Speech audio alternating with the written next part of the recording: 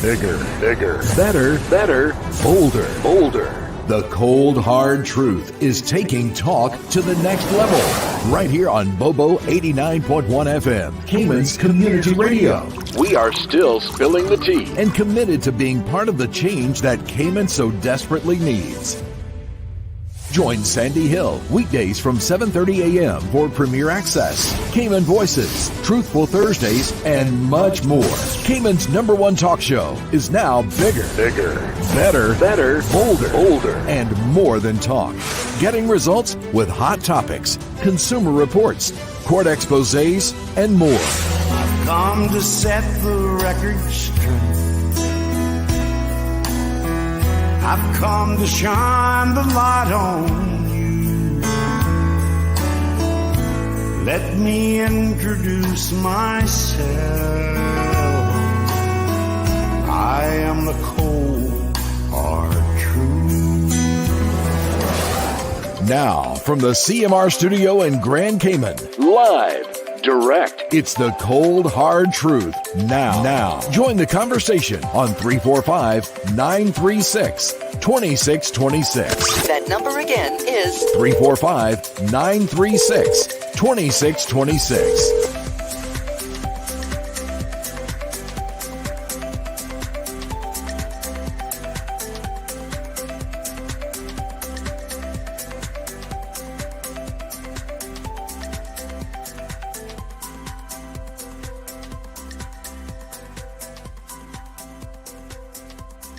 All right, good morning, folks. Good morning. Happy Thursday.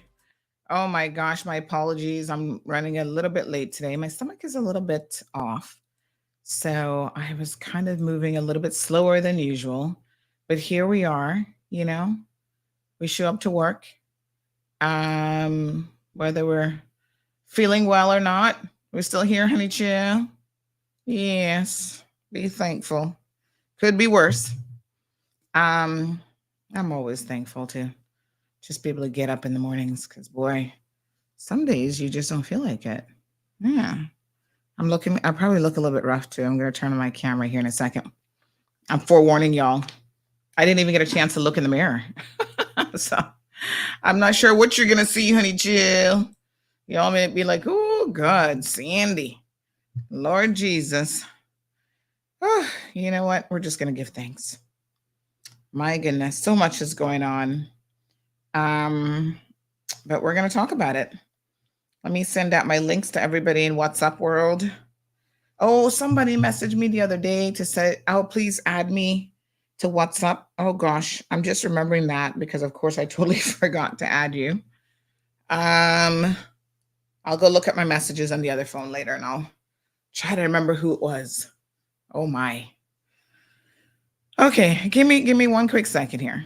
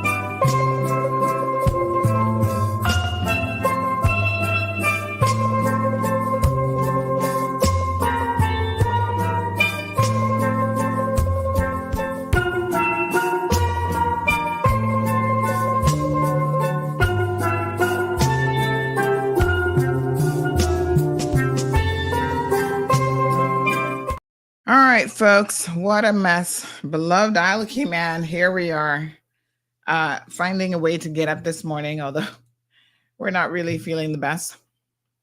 Using the camera as my mirror. I guess I'm looking all right, honey chill.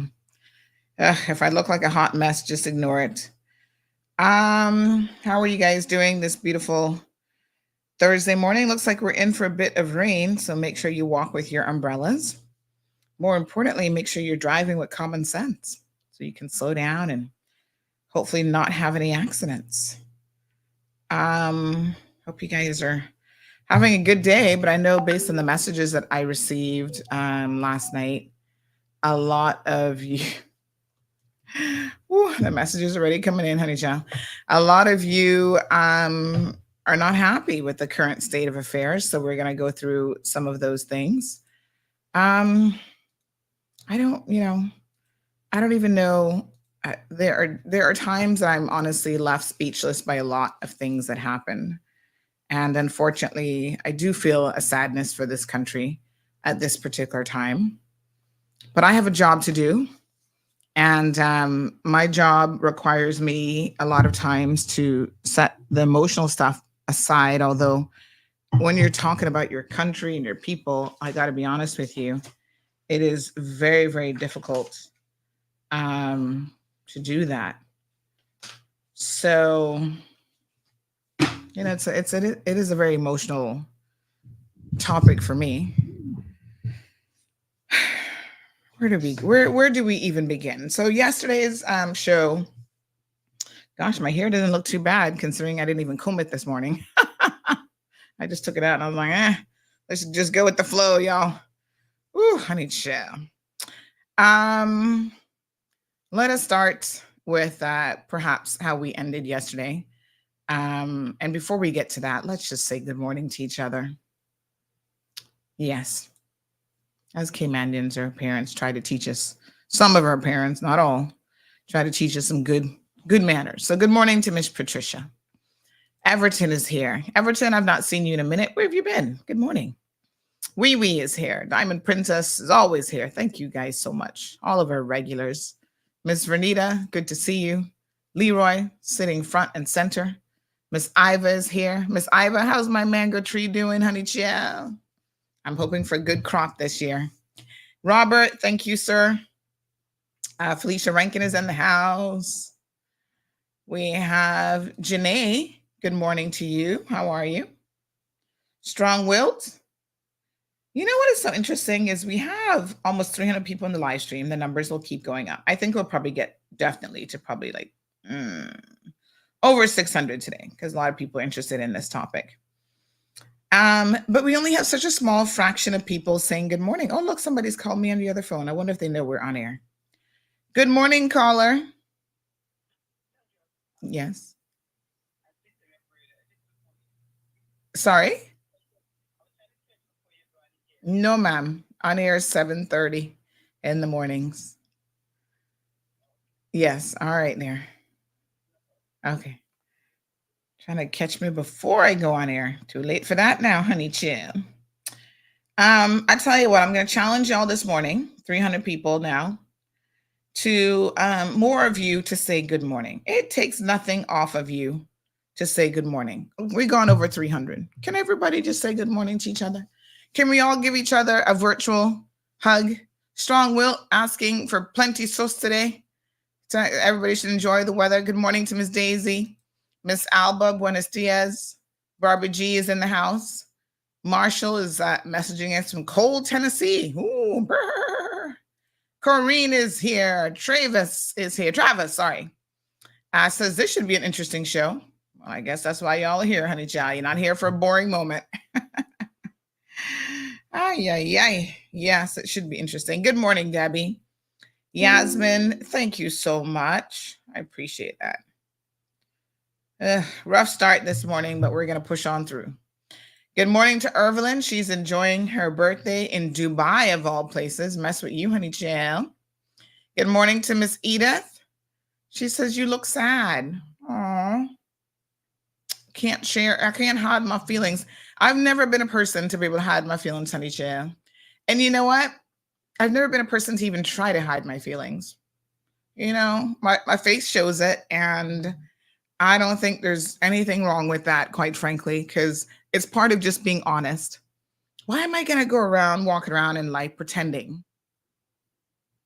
You know, I don't believe in that, honey chill. I'm going to just tell you what I feel and what I'm thinking. And my face is going to be, y'all be looking at me. Y'all see it some days. You'll be like, Sandy, oh my God, I sorry for it. Sometimes I'm just being respectful and probably not saying how I would like to really pop off and say it, but my face says it all. My face is just like, turn up, chill. My face cannot and will not lie, and neither will my lips, for that matter. Morning, Miss Edith. Damaris is here. Ramara, hello. How are you? Yasmin, Miss Pat, Aliana's in the house. Says, let now know what is goal come next election. Strong politicians with moral and testicular fortitude. Well, we're going to talk about that because, at the end of the day, we got some changes that we definitely need to make come 2025. How did we get here? Quincy Ebanks Jr. is in the house. Morning, Quincy. Oh, I love your profile picture. That's so pretty. Miss Wanda, good morning. Miss Wanda said, I can't wait to hear the sus. Good morning, Felipe. Natasha, so good to see you. She says, not very good, but morning. I know the feeling, honey Joe. Lizette, good morning to you. Jennifer's here. Sydney, hey, Sydney, how you doing? Says you have a lot to divulge today. You've been doing a great job on the platform. Thank you, Sydney. Jared, hey, Jared, we've not seen you in a minute. We miss you. Luis, good morning. Alice, Megan, Damien, Jesse. Oh, Jesse, your name is spelled differently. Is it Jesse? Is that how you pronounce it? Or is it JC? Jesse or JC? It's Jeyssee. JC? Maybe. I like it. It's very different. Miss Brenda is in the house. Did I get lucky last night? In what way? You know something? I don't know. I don't play the lottery or gamble, so it couldn't have been that kind of luck. I feel like I'm lucky every day. I just wake up blessed, honey chill. As Miss Amelia would say, blessed and highly favored. Felipe, good morning. CC McLaughlin's in the house. Miss Olivia. Annette, hello, Annette. Mariah, handsome Benji is here. I like Benji, he's such a well-mannered and respectful young man. Cheryl, good morning, Keisha. Hello, beautiful Gloria. How are you? Nice. Miss Bonnie, good morning to you. Dermuth, man, I might be messing up some of y'all name. Joining us from the CHH canteen. Hey, how's the canteen looking this beautiful morning? Angeline, good morning to you. Al Ebanks in the house. Janae is here. She says, group hug. Yeah, honey child, we all need a virtual hug today. We have to get through this as a country. And I'm going to tell y'all what I think about the whole mess, and then we're going to see how we can try to move forward. Cindy, Chrissy, Evelyn still enjoying her vacay. Tanasha, Vicky says it's a confused morning for us. I know. That's why I'm here, honey child. Good morning, Shay. Peter's in the house. Look like some of y'all took me up on my challenge to say good morning. Almost 400 people. Come on, people. Say good morning. Where are your manners? I know your mama taught you better than that. McClone, Tracy, good morning. Evelyn says real people can't hide their emotions. I didn't even try to hide my emotions because I don't even think it's healthy for you. It's not good for your little pitter-patter heart. Just, that's why sometimes I have to curse because y'all, if I didn't curse, I might end up doing something far worse. God knows, I might be hitting the bottle or something. Far worse in terms of, worst habits in the world. I'm not necessarily offended by cursing. I think certainly, I'd never condone doing it in front of children or really old people. They might not be able to take it, but most of them know more words than me in their vernacular. So they could probably teach me a thing or two, but I'm not offended by it. Some people are like, oh, cursing. I'm like, listen, whatever. If that's going to save you from having a heart attack, by all means, curse. Let it out, honey child, in whatever way that is healthier, Stephen, joining us from the UK. Miss Joyce Ann is here. Everybody giving me compliments on my hair. This is so wild because this is the hair that didn't get combed this morning. Maybe I should comb it less. Yasmin, good morning. Take a week vacation, too much rain in Fort Lauderdale. Ooh, Fort Lauderdale's getting a lot of rain. Well, we're getting some today in Cayman. Yes, Haley sending some hugs. Pauline, good morning. Miss Juanita. Emma says, good morning to the beautiful people of the Cayman Islands. Wishing everybody a great day. Miss Joyce Sam said, we got here because of the Pissed People movement. The PPM, Lord Jesus, my God. We need some intervention for them. They need to stop it. But looks like we got the UDP back in power. Don't know what's worse. Ricky, good morning. Anita, how are you? Miss Rose, Vicky, Marshall says, when it comes to politics and politicians, no one should be surprised when something takes place. In terms of the backbiting and cutthroat behavior, they all do it in the world all over. How sad. Debbie says it's a sad morning. Good morning to Kurt, Miss Morna, Marie, Chantel. I'll never get anything done this morning, but I love the good mornings. Robert, Josephine, buenos dias. Omiria says good morning. Hand pink waving. Because you're on YouTube, that emoji doesn't show up. She's sending us a waving emoji. Miss Ingrid, Carrie Ann in the house. Celine is here. Andy. Miss Brenda says, I'm watching WC23. I'll break away when it restarts. However, I think we're all going to be just fine. God is good. What a mess. Natasha says, I feel like someone died. Who's ready to do some marches and demonstrations? Do we have an internal coup? Did we have an internal coup? All right, let's talk about it. So we left off yesterday, still analyzing what had happened in the Legislative Assembly. And we're going to return to some of that because I think it's important to understand the progression of what has happened, right? So we didn't get here overnight. This wasn't out of the blue. This is definitely something that has been building for quite some time. And so one of the important roles I feel like I play on this program, that's why I'm always trying to tell you guys what's going on. And it always shocks and surprises me when politicians don't want y'all to know what's going on. They have cussed and carried on about how much, we got to blot this Freemason Guyana fool. Sir, Samuel, don't know where you come from. If you're from Ghana, you say Freemason Ghana, please come out of our chat. This ain't about Ghana. We're going to now block you, Samuel Joe. We know that's a fake name. We're going to block you and delete your comment. Come out of the chat, sir. It's not got nothing to do with you. Okay? Sure.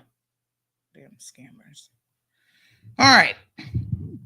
So, I'm always a bit, not really surprised, but I'm a bit put off. Maybe that's a better word. When politicians think that we should know what they're up to. We hired you to do a job, right? I hate to tell you this in case you didn't get that memo. The people own you for the 4 years that you're in. Where's Siobhan this morning? Is Siobhan hides in the house? Somebody call Siobhan and tell her that her post this morning was right on point. I'm going to tell you all what she said. Hold on. Because politicians don't seem to get the memo. John, I tell you guys that even a broken clock is right twice a day. He said during his campaign speech in Parliament a couple days ago on Tuesday that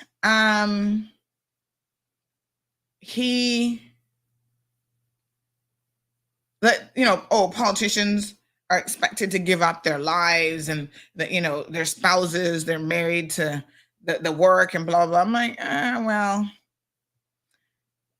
okay. Not quite, because half of y'all aren't committed in your real marriages, which means that this, this marriage to the people, you're not committed to that either, apparently. But there is some truth in it that when you become an MP, you are there to be of service to the people. Why else do you think we've elected you exactly? So yes, the things you do become part of the public domain. And it's not a 9-to-5 job. So you don't just show up at the government building. Y'all need to be showing up, work 9 to 5, and then you leave at 5 o'clock and you can be wiling out in the streets and doing whatever you want and think that the people are not going to have an opinion. The people are not going to see you at church, at bars, at, brothels, wherever y'all be going. You go overseas. Yes, we see you in the airport. People are going to take pictures of you. Like, I was so shocked. Remember when McKeeva Bush and another minister were in Honduras and somebody snapped a photo of them and somebody even took a video of them and sent it through to us saying, what is McKeeva Bush doing here? And we're going to talk about McKeeva Bush, unfortunately, again this morning, because boy, he's like the little snake that always weasels his way back in the house, right? Literally. And when that was sent to us, people in the video like, oh, the authorities in Honduras are investigating how you got this footage. I was like, are y'all stupid? Oh, no. You're not stupid. You just think I'm stupid. In a public airport, somebody takes footage of you walking with McKeeva, and this is a high alert issue for the Honduras authorities to be investigating this breach of security. That is no breach of security, you donkey. You are a public figure. Even when you travel abroad, we know what you're doing. Y'all don't know that when you go to Jamaica and you be going out to the bars and you be having relations with women in Jamaica, that people not talking. The world is a very small place nowadays, especially. So yes, people are talking about who you're meeting with. They're talking about what you're doing. You're going out, you're doing this, the next thing, whatever, they're talking about it. You go to Miami and you're gambling at the casino, falling down drunk, right? Pinching the barmaids on the behind and get arrested. People are going to talk about it. Mr. Bush, you are a public figure. Nothing you do, probably outside of your bedroom and in the innards of your house, as long as it is lawful. So you can't beat up your wives. You can't break their arms. You can't break their collarbones, MPs. Y'all know which ones I'm talking about. You do those kind of things, people can talk about that too. Oh, did you know his wife had to be taken to the hospital for a broken collarbone? It becomes the people's business. It demonstrates something about you and your character. Huh? Even you cheating. Oh, that not their business. Who I be sleeping with? Yes, it is. It's not your wife or your husband, right? MPs. You like that Jamaican driver? Let me pull down my frock. Take a drink of water. You like that Jamaican driver a little bit too much? Every time you travel, he has to be in the hotel room adjacent to you with an adjacent door. You don't think people have been talking about that, sister? I'm just saying, once again, yes, the people are curious because you go to church every single week and nobody talks about thumping the Bible more than you. And then there are all of these stories about you and this man and relations and why he got to be up underneath your frock, it seems like all the time. People will talk. You are supposed to be held to a higher standard, one of truth and integrity. Remember the video I played about the business guy who said, I think we played it last week, who said that if you don't have integrity in your personal life, he didn't want to do business with you. Do y'all remember that? Let me see if I can find that video and play it again, because it is really, really important. It brings across an important point. Yeah, listen to this, folks. can't honor the person that I sleep in bed with, how am I going to honor my business partner? I was once sitting with a guy, we went golfing, and he had just canceled a $100 million deal that he had because he found out that the guy he was going to do the deal with had cheated on his wife. He sat there and he looked at me and I was like, dude, you canceled a $100 million deal. It's just business. He's like, it's not just business. If he cheated on the person that he sleeps with, there's a high likelihood that he'll cheat on me. Yeah. And it's like, it's not that it's going to happen or not. It's the fact that there is character flaws that can be changed that a person needs to work on. Mm-hmm. So the problem really for me is that so many of you go in there with these character flaws that you're not even willing to admit to. We all have them. We have all made decisions that, have been poor throughout the course of our life. I think a character flaw sometimes is a little bit different than just a poor decision, right? When you have demonstrated time and time again who you are, and you keep doing the same things over and over and over again, those do not become mistakes, right? That's where you're showing your true character. And I think that is unfortunately something that we, the people, need to be paying very, very close attention to.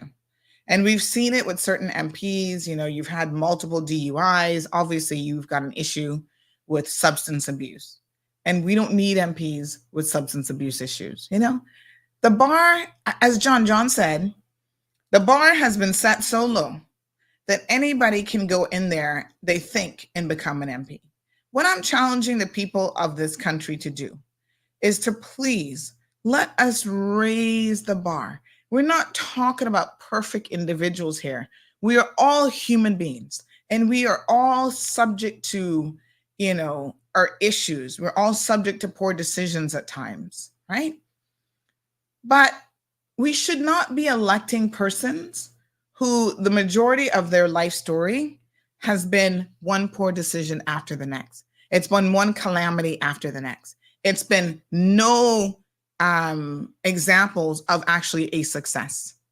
That's what I'm going to challenge the people of this country to really start to think about ahead of the 2025 election, because we will soon be there. You want to step up for nomination to be a candidate in the next election? Show us your history of accomplishments and what you have been able to do. Because unfortunately, we have for far too long elected people who did not have any history of, I've accomplished anything. And so when they get into the Legislative Assembly and they don't accomplish anything, we are like wondering why not. And I'm beginning to wonder what's wrong with us as the voters. Have we not realized that someone who gets to the age of 35 and 40 and really hasn't done anything with their lives may not be able to get into the Legislative Assembly and do anything for the people? I'm very, very interested when people say to me, Sandy, we need more young people. And I say, okay, I agree that we need some younger blood. Yeah. But don't just pick somebody for their youthfulness, because even young people can have, some degree of success in their story. We can see where they have been on the right path, where they've been accomplishing and doing certain things. So being young and full of energy doesn't necessarily mean you have integrity, which I think should be the number one thing we're looking for in our MPs. It doesn't mean that you understand the task ahead. We see some of them so confused. We're going to talk about Kathy this morning. She's so confused about what it is that the people need and want from her, that she's talking about how she's getting offended by everything. So let's look at what Siobhan shared this morning, because I think that this was a very, very important post. If you accept the call to leadership, you must be willing to be misunderstood, criticized, opposed, accused, and even rejected. You can't get into public office, right?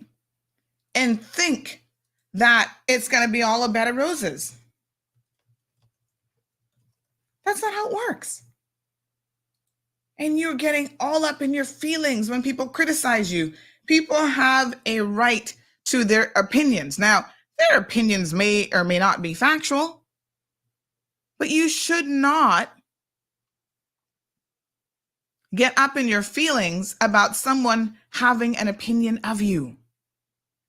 What is even more shocking to me is when people have an opinion of you based on things that you have done, and you know why people have an opinion of you about a particular thing, and then you get up on a platform and you pretend. You see this is now, y'all know that this is where I'm gonna have a problem. You pretend that you have no clue why certain people are no longer with you and no longer for you. That's concerning. Yeah? That's why I believe in breaking things down, honey child. I want y'all to understand. Even why I feel a particular way about certain people. I share those feelings, and I think it is important for you all to understand why I feel that way. You know, how did Sandy come to this opinion? Because I am human and I have my thoughts and feelings, but I like to base a lot of how I feel, actually, as much as possible, on facts. You understand what I'm saying? And there are facts that I am privy to. I can't tell you how I'm privy to them, but there are facts that I'm privy to that when I hear people speak and I know they're lying to the people of this country, I cannot sit back and say nothing and do nothing. Good morning, Brother Al. He says, I hate pretenders. You must be confused trying to be something else. Self-love is so amazing. Calling out facts, so refreshing. Miss Curlew, good morning. Oh, Mr. Curlew, my apologies. Good morning. How are you? Haley's here. Morning to Juanita.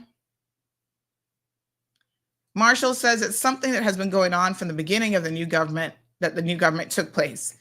So to be very clear, Miss Beulah, Miss Olive, Miss Ingrid, undoubtedly from day one, you've had a group of very strong personalities trying to get on.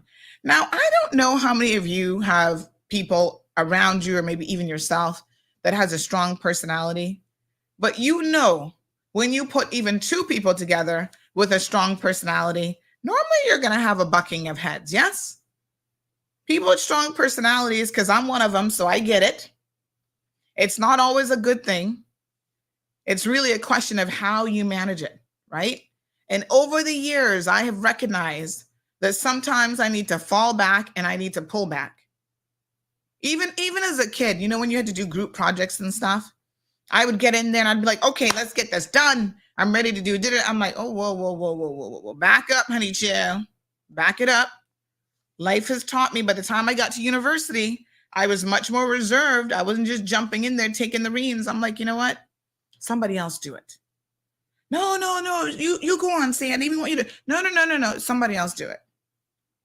When you have a strong personality, that doesn't mean that you should always be in a leadership position either. You've got to learn how to follow. You've got to learn how to humble yourself. You have to learn how to be of service to other people. Because the truth of the matter is, no one can be a really good leader if they don't know how to serve. And that is true in the world of politics and the world of business, even in your own home. You know, I can tell you, sometimes I can be a dictator. I put my foot down. I'm like, this is what it's going to be. Let's get it.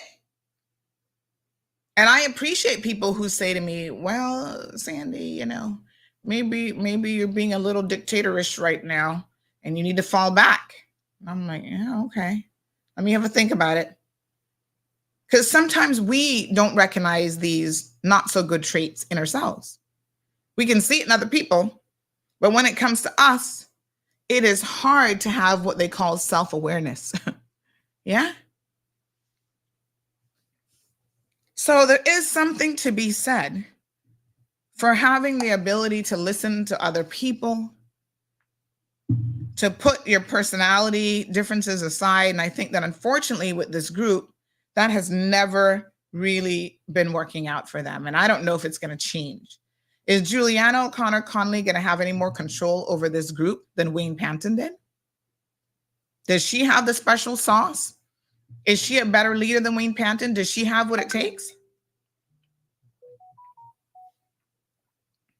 I don't think so, is my personal opinion. But ultimately, only time will tell. Like I said yesterday, unfortunately, there have been forces within and outside of this organization. Some forces that y'all don't know anything about. There are people in the background pulling the strings, right? And you know nothing about that necessarily. You don't know who they are. Businesses, business people, they have a lot of influence on what goes on in the world of politics. And so sometimes in the name of campaign funding and all these other side things, they tell people how to move and what to do. And so your MPs are not answering to you, the people. They're answering to, that's why we use this term, special interests. And who are these special interest individuals? What makes one person's voice more important than anybody else's? Because I'll be honest with you, if our MPs had been listening to us and they were even remotely concerned about the wishes of the people, I seriously doubt that this photo with this group of individuals would be here today. Some of them look so unhappy. My goodness. Right? If y'all are listening to the people have told you in no uncertain terms that there's a lot of these people in here that they just don't want. So you start out a new group, they've changed the name and everything. We're going to get into all those details. And you're starting out with a group of people that the country, the leader, the people don't even want. If we took a poll right now, I'm going to have to find some money to get this polling system. What the heck is it called again? It's so expensive though. I got to tell you, it's one of those things that I'm like, oh, you gotta find some rich friend to help you pay for it. But it lets you do real-time polls, right? But in real time, if I ask any of you right now, in terms of leadership for this country, how many of you are happy with the leadership change? How many of you would prefer Juliana O'Connor Conley over Wayne Panton? Right? Let's do a quick little poll. Just call in. Let's do 5-10 minutes. Call in. Who prefers her over the previous leadership? I know the answer. I believe I know the answer. I've been talking to enough people, right? So someone said, just do a quick poll on your WhatsApp distribution. Yeah, but this other poll is so much better because, hold on one second. What the heck is it called again? It's so much better because it allows people to just scan a barcode and to just quickly vote. So I'm going to look into it. I'm going to see if somehow, but it's so ridiculous in terms of pricing. You guys, there has to be another option that's not as expensive as that. I got to tell you the truth. But let me, you know what? I got to talk to my web guys. Maybe they can just develop a barcode for my questions. But the thing is that the thing that I like about this, this particular polling system is that it allows you to get real-time results. So it updates like the figures in real time, right? But if I were to ask you who you want to be the leader of this country right now, are you happy with the current changes? See, people are already messaging Wayne. I mean, I'm willing to bet it's going to be 95% Wayne Panton. I'm being generous by giving Juliana O'Connor, now Premier, 10%. Yeah. I'm not trying to be mean to her. I hope she doesn't take, see what this person says, Wayne, 100%. I mean, maybe the Brockers wanted her as Premier. I don't really know. But here's another one, Wayne. Nobody not even say her name yet.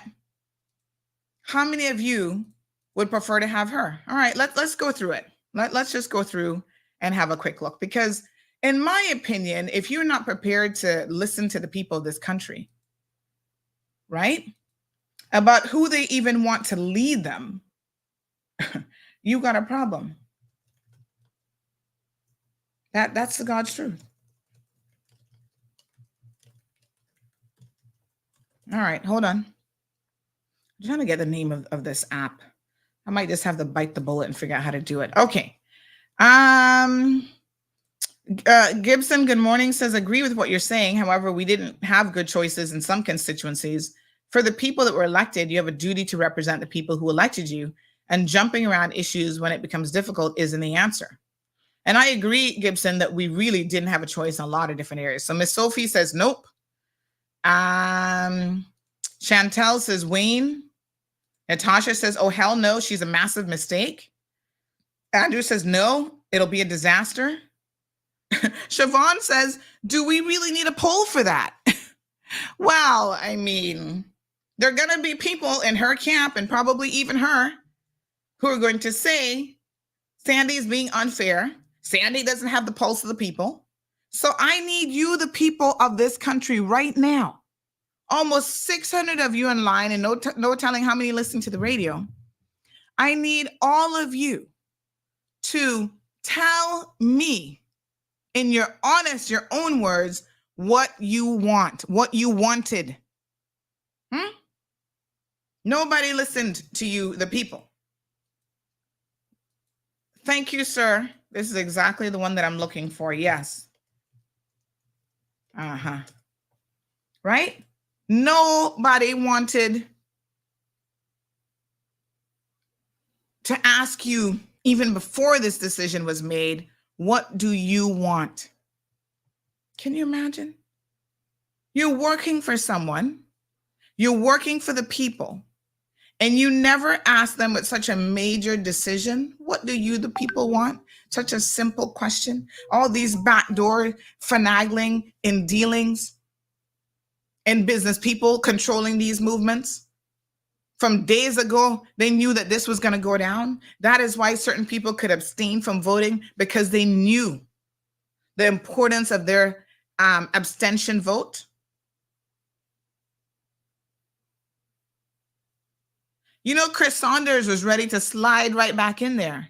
And someone said to me last night, they said, Sandy, had you not said, those poor civil servants messaging you about how fearful they are, and if you had not said, if he gets back in that government building, sue the government, he would have been right back in there. Somebody told me the governor told him hell to the no. She's not going to put civil servants through that again. I can't swear for that. I'm selling it to you like I got it. But my point yesterday is, if they do this, you sue the government. Look at that picture, right? Juliana O'Connor Connolly got the dishonorable man that she has had to take out of office from when he was arrested the first time. McKeeva Bush stand up right there with the biggest smile on his face. This is a woman who claims, who wants us to believe that she's a person of integrity.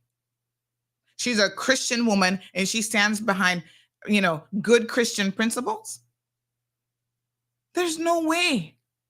I would fall on my sword before I allowed a man who is right now facing several very serious charges against women in this community to have him back in there as part of your government, sitting up there with the biggest devilish smile on his face. And if anybody knows where the bones are buried, I can assure you, Juliana O'Connor knows where those bones are buried when it comes to McKeeva Bush. And she continues to work with him. You have to ask yourself at some point, why? Why does she continue to work with this man? Why has she not demonstrated the same Christian principles that she wants to talk about? You know what is so funny, right? They want to jump up, and I'm going to throw this out there because y'all need to hear the truth. They want to jump up and talk about the LGBTQ plus whatever community. And at the same time, they know that some of these MPs love them a little boy on the side or a young man on the side, and they've been willing to pay for it They have to go away to these trips in order to have access to men. And you guys sitting there talking about you're a principled person. Oh, you don't believe in that because the Bible speaks out about it. Well, in the real world, you're sitting next to people who are hiding. They can't even be honest with their wives of 40 odd years, of 50 years, of whatever number of years. And you're sitting next to those people and you know that these are not made up stories. You know this is the truth, but yet you're willing to work with them. What does that say about you, woman? What does that really say about you? That you just are willing to talk a good talk of Christianity, but you definitely not walking the walk. This is the duplicitousness. Why I've always said, y'all need to leave that community alone, especially you MPs. Because enough of you have stories of lesbianism in your own past too. Right? But this isn't about that. This is about the principle. Right? You can pray down damnation on these people. And yet, what are you really doing in the real world? It's the duplicity of it all that really gets to me. You can't even be honest with who you are and what you're all about. Siobhan, you're right. We probably don't need a poll, but let's see. Samantha says Wayne. Alan says nope. Strong Wilt says Wayne. Aliano says Wayne. Ingrid says Wayne. Miss Pat says Mr. Panton. Marie says no poll needed. Gibson says seeds from the same tree. Might as well stick to Mr. Panton.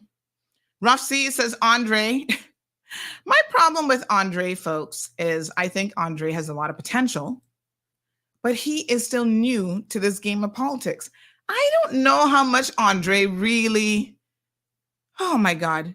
We're going to watch Andre's speech because it's pretty short. Y'all saw him with his rosary beads. I didn't even know Andre was Catholic, first of all. But Andre's voice was cracking. He sounded like he wanted to cry. He was obviously very emotional. I understood that he had told Mr. Panton going in that he would actually be voting. He would be abstaining. At least he was honest enough to do so. You know, Mr. Panton has been someone throughout his career that has supported Andre. So I'm sure Minister Andre, now Deputy Premier, felt a way about, you know, throwing a mentor under the bus, because that's kind of exactly what happened. So he was there with his little rosary beads. My God, he was so nervous. He kept playing with them. Now, I'm not Catholic, and I know in the Catholic faith, y'all have a lot of Hail Marys and rosary beads, and you do a lot of things with like objects and symbolism and all kind of stuff. But it struck me as interesting. I don't think that somebody said he grew up Catholic, but he's not really a practicing Catholic. Well, I said, well, damn, he went back to his roots with those rosary beads, honey child. Because what are the rosary beads symbolic of in Catholicism? I don't even know. But he was rubbing them, and he was, you know, the nervousness reminded me of a story in the Bible about the Judases kissing Jesus. That was the energy. Everybody's like, what? People message me as he was talking, what is Andre about to do? And I was like, boy, I don't know.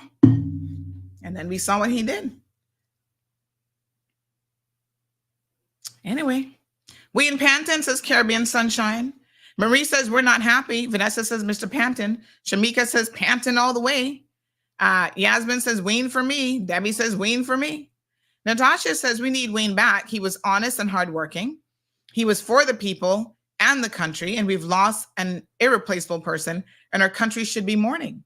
And, you know, Natasha, I can tell you without fear of contradiction that our country is definitely mourning.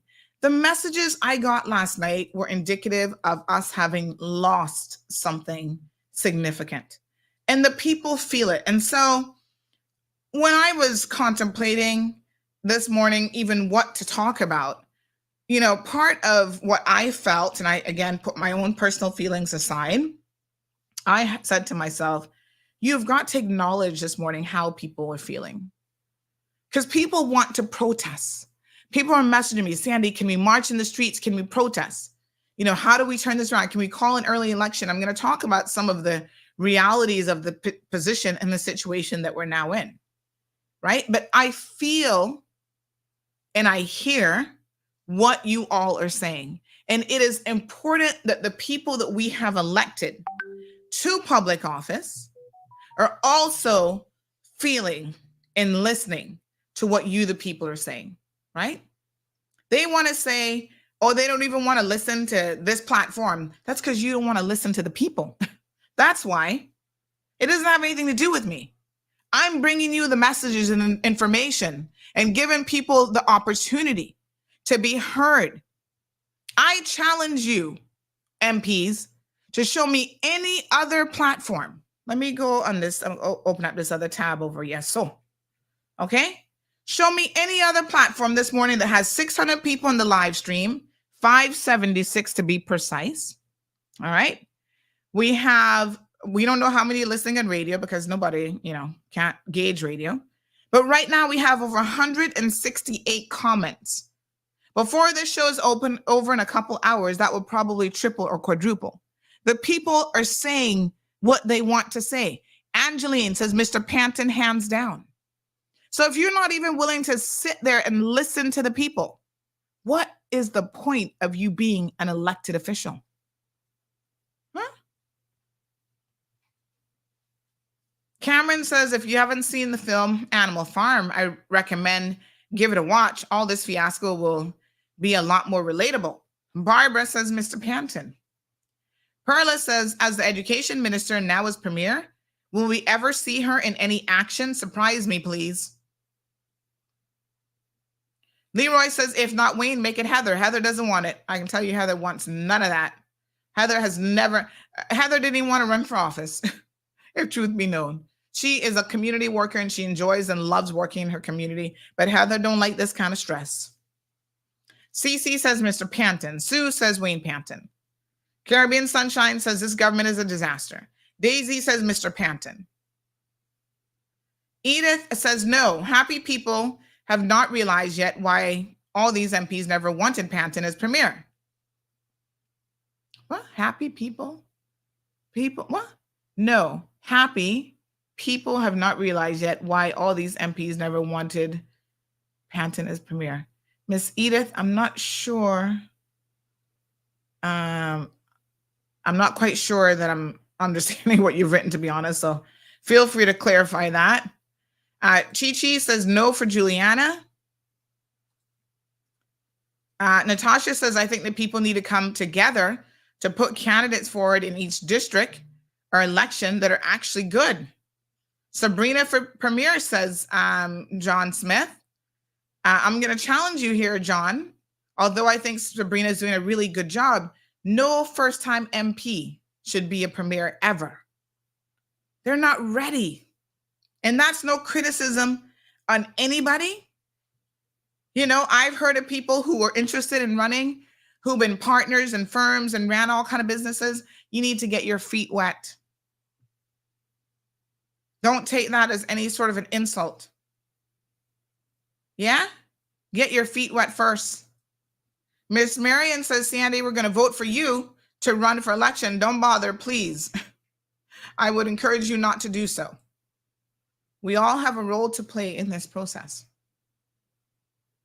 I am telling you, I can look objectively at situations that even involve myself.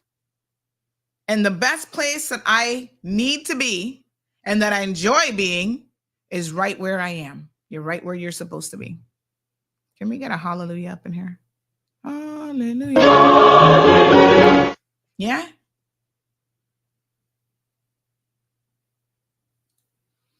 Miss Brenda says, gee, Sandra, you just said a mouth and a half full.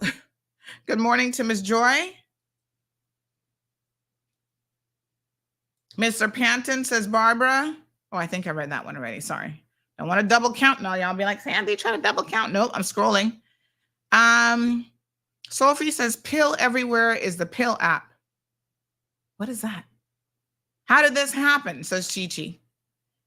Alexandra says, me, Wayne Panton. Oh, the poll. Thank you. Thank you, Sophie. All right. Good morning, Herman. Wrong decision? Question mark. Hell to the no for Juliana, says Wanda. Roseanne says Wayne or Andre. Strong Will having a good joke, says John. Where's my laugh track? Because that one requires a laugh. Oh Lord, I don't even know if I got one, but no. Crickets. That way here. John, not he shouldn't even be an MP. Who abstains? We had 3 people abstain. Juliana O'Connor Connolly. I want y'all to pay attention. This was the plan. Okay. John, when he left, go listen to what he said. Others were supposed to follow with him. The other people that were definitely supposed to follow with him included Juliana O'Connor Connolly, but she got cold feet and let John jump on his own. You see how quickly they pulled him back in? You see how quickly they pulled McKeever back in? Because when John's tactic didn't work, then McKeever said, okay, I'm going to resign. Somebody handed him a check and said, yes, please, you do it. We need to get rid of Wayne. And there's a lot of reasons. I'm not here to tell you by any stretch of the imagination that Wayne is some holy grail or he's some perfect person. But there's a lot of reasons outside of his personality that they wanted Wayne gone. And it has to do with what they believe he stands for in terms of protecting this country and not allowing development to run amok and people to do whatever they want. The sad thing is, I actually believe, objectively knowing what I know and all the different players, that they were actually unfairly labeling him as a tree hugger. Oh, shoot, sorry. I was trying to get my glass cleaner. They were unfairly labeling the man to begin with. But regardless of that, it didn't matter. You know, he was labeled, and so we got to get rid of him. By the way, there was a court decision yesterday. Do we know what the outcome of that court decision was? Whether or not the government is going to be allowed to continue to sue each other over this whole NCC thing? Did the Court of Appeal give them leave to go to the Privy Council? If anybody knows how that decision panned out, by all means, please let me know, because I understand it was supposed to have been delivered yesterday. So William Panton is not a perfect man. He's not a perfect leader. They complained that he had, he wasn't the best at meeting management. To me, that's a red herring.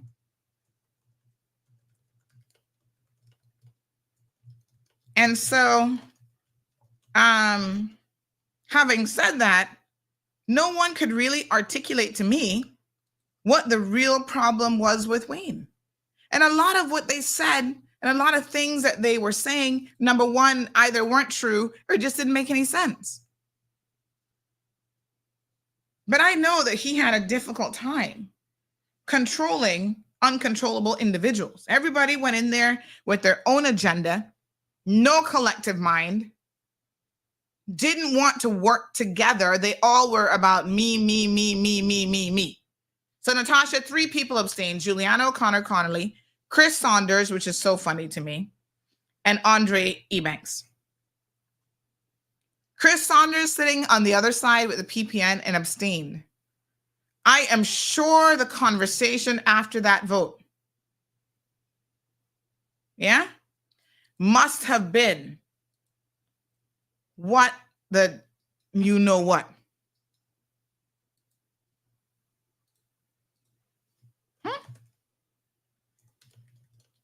He's talking about he wanted to I don't even know if he actually said it, because when he got up, he said a whole lot of nothing in an hour and 20 minutes. But he was on the side of, obviously, the progressives. He's sitting there with them. First day on the job, wearing a red tie. First day he flipped over there, he decides to wear his red tie. He's riding with PPM, right? They're trying to work it out. But what PPM didn't know is Chris Saunders, being the duplicitous person that he is, was in talks about, okay, when we get rid of Wayne, I can come back. Wayne fired me, but I can come back. Y'all gonna let me back in, right? And them MPs, no scruples, no integrity, nothing. They were like, oh yeah, bring him back in. How can you bring a man back in that was tormenting civil servants, in particular women? And y'all talking about you need to pass a sexual harassment bill. Is that a joke? You can't just do these things in a vacuum and not think that, again, your overall behavior is going to be analyzed by people. How can this government pass a sexual harassment bill, and yet you have one of the country's biggest offenders harassing every woman with a frock except for me, because I would thump him down? They said Dape knew who to frighten, and you better believe it. Mr. Bush has never in a million years said anything inappropriate in either way to me, because God would have to help him that day. I told y'all when this last incident went down at the Ritz-Carlton, I was supposed to be at that event that night. I got an immediate invite. I came home, and child, once I kicked off my shoes and took off my brassiere, that was the end of that.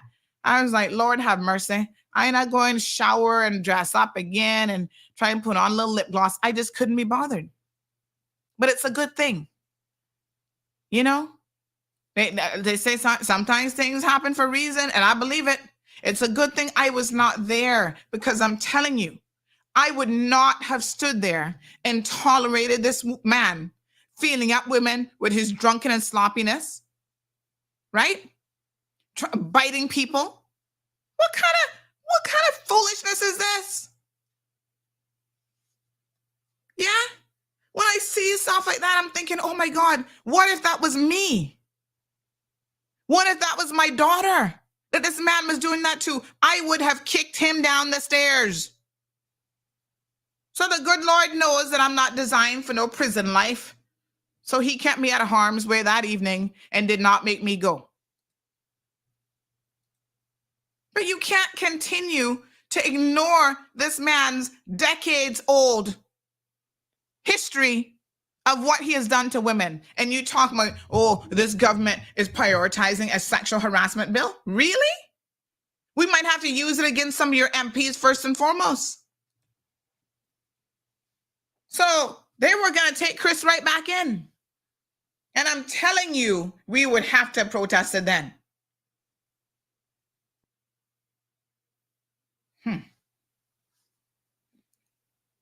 Scruples, integrity. It doesn't exist for some people.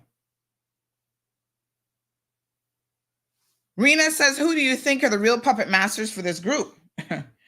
Lord Jesus, I could tell you, Rena, but I can't tell you. Let me put it this way. In order for me to obtain information as I do, and it's very, very important for me to be able to tell and share a lot of the information, there are certain things that I can't say. I can never put myself in a position where I'm revealing my sources. So I bring y'all about 97% of everything. That 3%, unfortunately, I got to hold on to that tight, honey child. Huh? Because that 3% is so significant. The ability for me to stay in the loop comes from that 3%. That's why I will tell you, I have the answer to your question, Rena, but I can't answer it. And you're going to just have to trust me that I know what I'm talking about, honey child.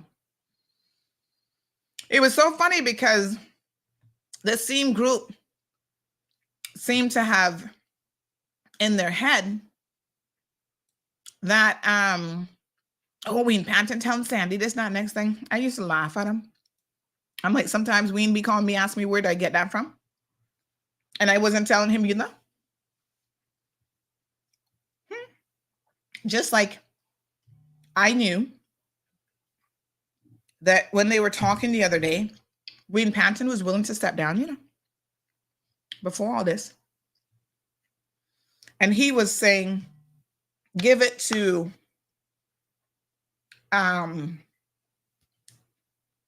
Andre.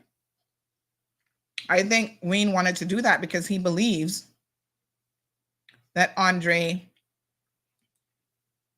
has more integrity than her.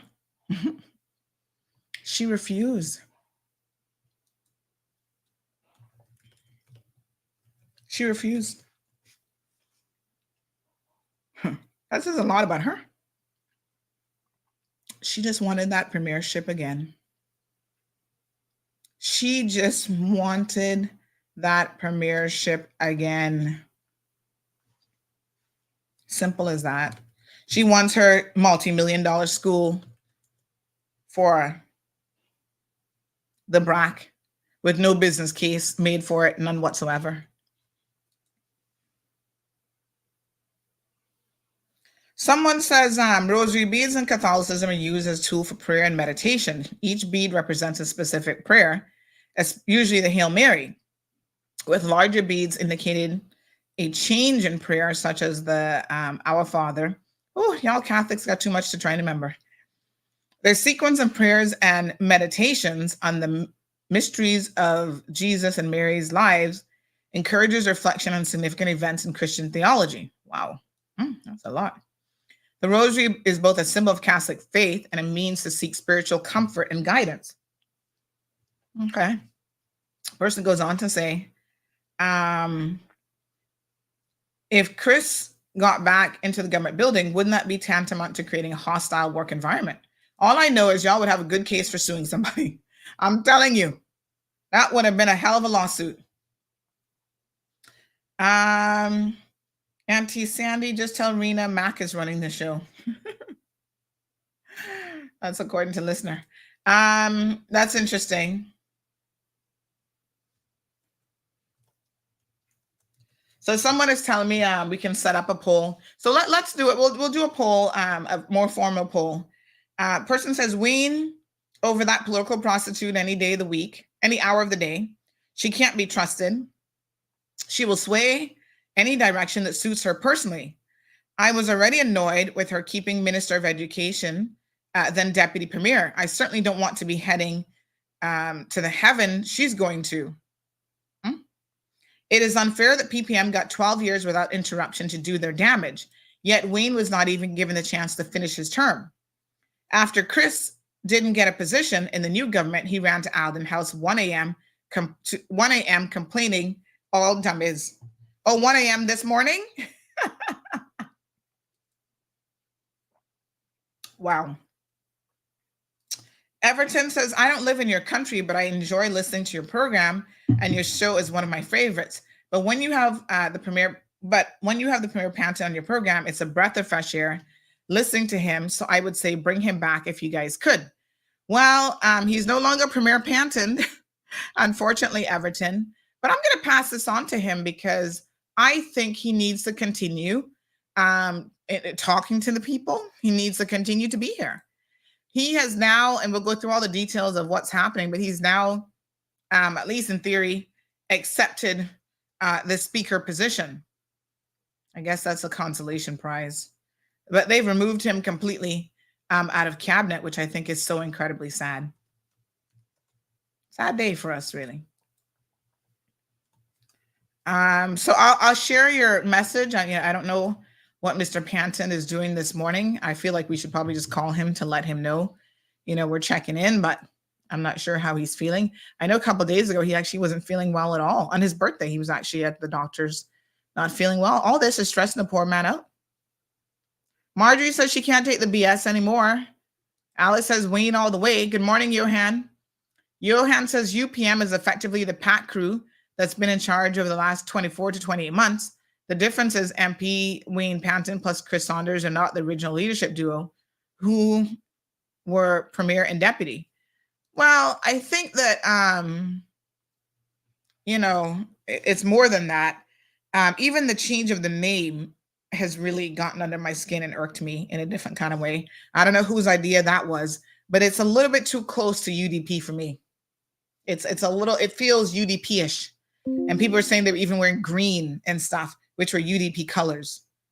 Ugh, disgusting. Victor says recent developments have confirmed that one lion is no match for a pack of coyotes. Amen. Amen. Amen. What a hot mess. Ay. Charlene says Wayne Panton, and the reason they wanted him out is because he's for the people and the country. I hope that he gets to hear these encouraging messages, and I'm going to read what his message was, his parting message as well, because, he left with nothing less than we expected of him, which is statesman-like. Tracy says Wayne all the way. WP says Damien. Good morning, Brother Tommy, joining us. How are you? Sydney says maybe she met half of these people. Oh, I don't know what that was in reference to, but Curlew says born man, live and die. Okay. My question is, are this new government going to work together as a party now, to run together as a party and not independent and run against opposition? I doubt that. You know what? Let me tell you something, Mr. Curlew. This is one of the biggest issues with this whole situation, right? The party system in Cayman has not taken root the way in which it has in other places. And part of it is because it's relatively young. We literally just had parties introduced into our constitution just the other day when we had constitutional reform, right? And so we had the PPM, which was in response to the UDP, right? They registered as parties, but what have they done? UDP has disappeared. Mr. Ezard Miller, back a couple years ago, set up a new party. What have y'all heard about that? That was supposed to be, a new model. We're going to bring people up from the bottom. It's going to be a bottom up as opposed to a top down type of party. What was it called again? Hold on. Let me try to remember the name now. They had one public meeting one meeting about, making the big announcement. And as it turns out, you've never heard a word from them since. They've never done anything. Can somebody remind me the name of this party? No one has ever been nominated. Nothing has ever happened. They've fallen by the wayside before they even got started. Anybody even remembers the name of it? I try to find it in the website. I think we did like the one story where they came out.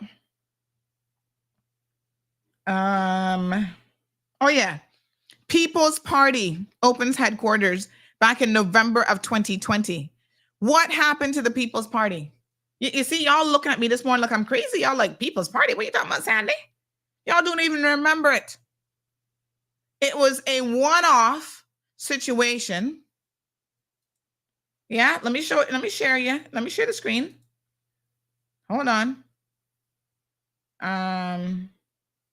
Let me take off this other picture here. See it there? That was it. November 2020. We've never heard a word from any of these people since. Now, the biggest issue here is it was a geriatric party of a bunch of old men who were not necessarily in tune with what's happening in the real world. But they registered as a political party. They claimed they were getting ready for the general election in May of 2020.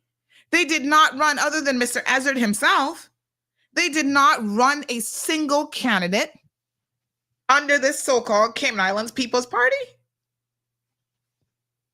Had a logo, talked about what they were committed to, all this stuff. Participatory democracy is your right, and nothing has ever come of it. This is a fundamental problem. If I need to answer your question, sir, why no? This group has been put together, Mr. Curlew, for convenience in this moment. And that's it. If they last the next 14 months, they will not run as a party. They don't share any common ideology. 80% of them don't even like each other. They can barely work with each other. None of that has changed just because Mr. Panton is not there.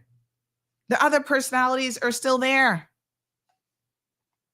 Yeah? Are they going to be any more respectful to Julie than Premier Juliana O'Connor Connolly, let's call her by her new name, as opposed to the former Premier? Why? Why? She got some magic formula? Is she got a whip that she's going to be able to keep them in control with? We'll see. Because all of the behavior that we've heard of. Now, mind you, a couple of the players have been removed. Well, Chris Saunders isn't there. John is back in the fold. He has demonstrated being disrespectful, as well as others. Is that going to change? You don't just wake up one morning and say, oh, I've learned to have manners. And I'm going to now know how to conduct myself in a meeting. Inspiring says, do you think the governor had to do with the decision? Maybe a woman wanted a woman to rule, just saying no.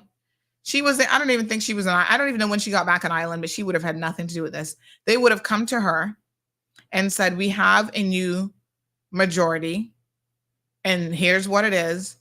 And she, according to the Constitution, pretty much doesn't have much of a choice to accept it. There was this option we were talking about yesterday. A lot of you wanted to call, sorry, my sinus is a little bit irritated, wanted to call for an early election. But unfortunately, the constitutional provisions don't allow us, the people, to call for an early election. It's the governor's decision.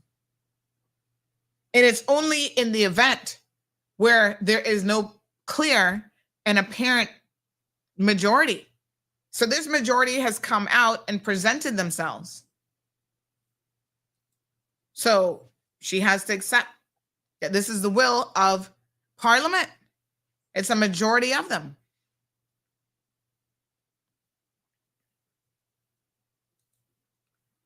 So that's what it is. Good morning to Hank.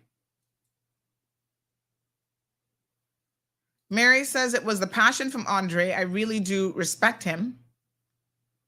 Cameron says, is this UPM going to register themselves as an official political party or just a tagline? They're not a party. They are yet again no different than the PAC. Just another group with a new euphemism. Now, it struck me as interesting. Follow me here. When PAC came about, the premier, and this just shows how he's a different kind of thinker, right? Do you all remember what PACT stands for? We'd have to go back, I guess, to the general election, but it actually stood for something meaningful.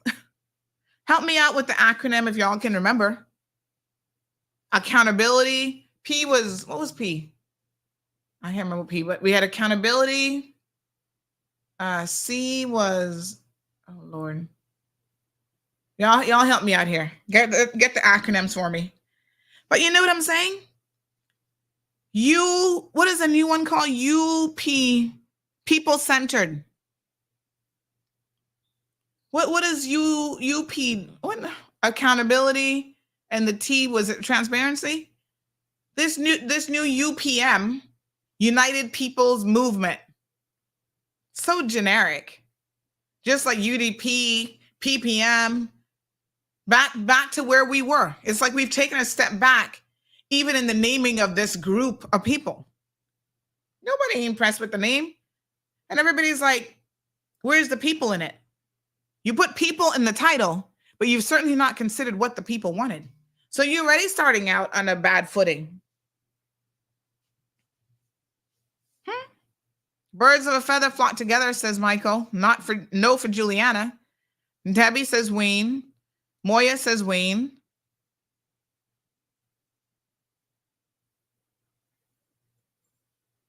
Garrett says, but Mac was with Wayne, wasn't he? Well, at that time, interestingly enough, Wayne had no choice.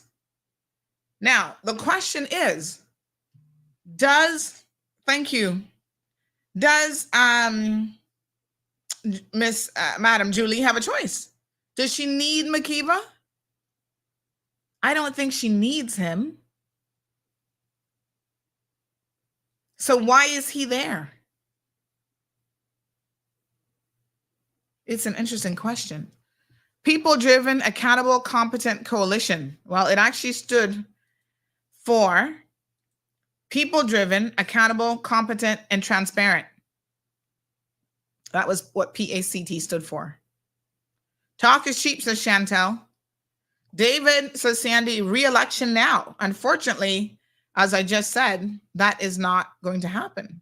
There's no constitutional provision that allows we, the people, to have that much power. And this is why when people like Denny Warren Jr. says the people need to have the ability to recall a recall vote, there's some merit to it. Because once we elect them and they get in there with all the horse trading and the back flips and the gymnastics, what choices do we have? Natasha says, Makiva's smiling like a cat who caught and ate the mouse. Cheshire cat. I mean, it is very, very interesting to see the expressions on the faces of the people in that photo. Kathy looks miserable. She might actually have to do some work now as minister. What a mess. Let's have a look at her comments from the previous day's proceedings. Move on a motion to adjourn. I would like to say a few words.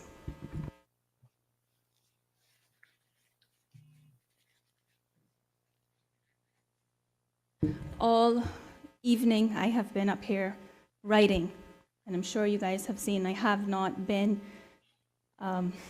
doing dictation of your speeches. I have just been in a position where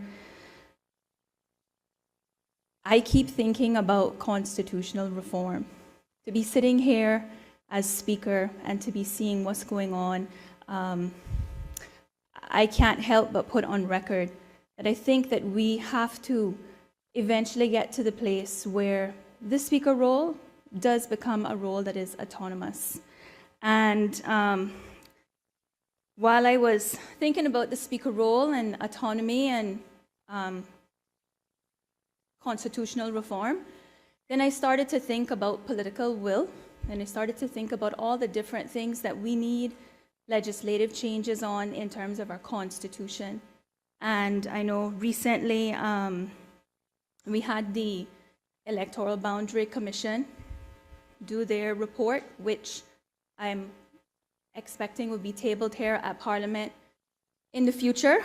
But you really have to wonder if members of Parliament are the individuals that will determine if that report is accepted or not, if we're ever going to really get to the place where we are thriving constitutionally. And we're right back in the same position with the government having a hung parliament. And I see it as a sad day for our country.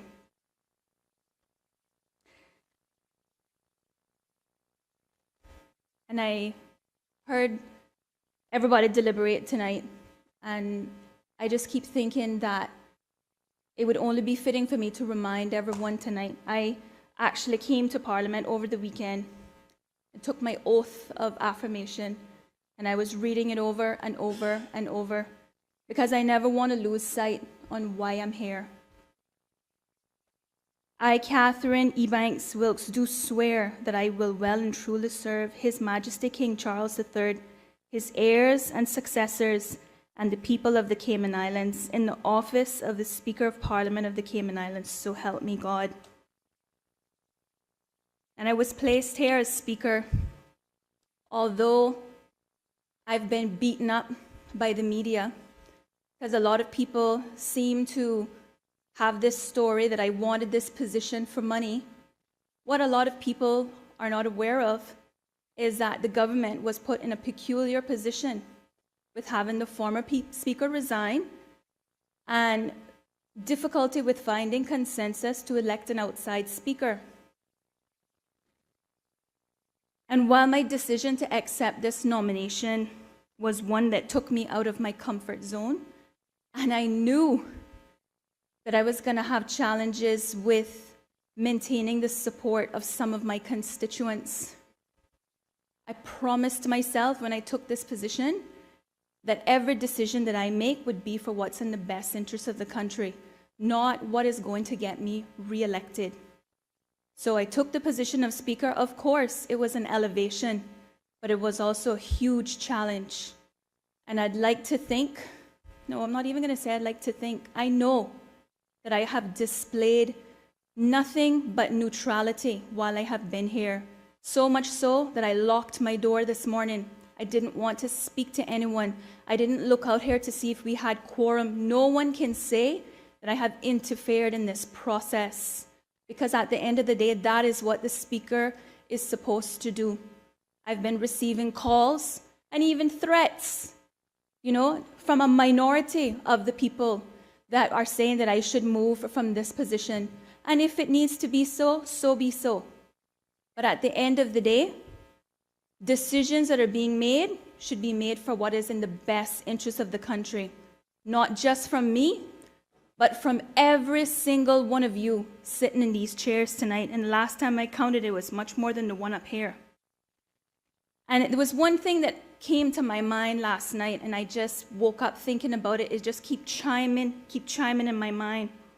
And I just want to say that I pray that I will live to see the day when a majority of these seats of our parliament will be filled by leaders who possess the political will to make decisions that are in the best interests of the Caymanian people and for the love of country. And although there are 19 seats, until we have enough members who lead based on what is right, status quo will remain, and Cayman will never work for Caymanians. Honorable Premier, I call on you to move a motion to adjourn.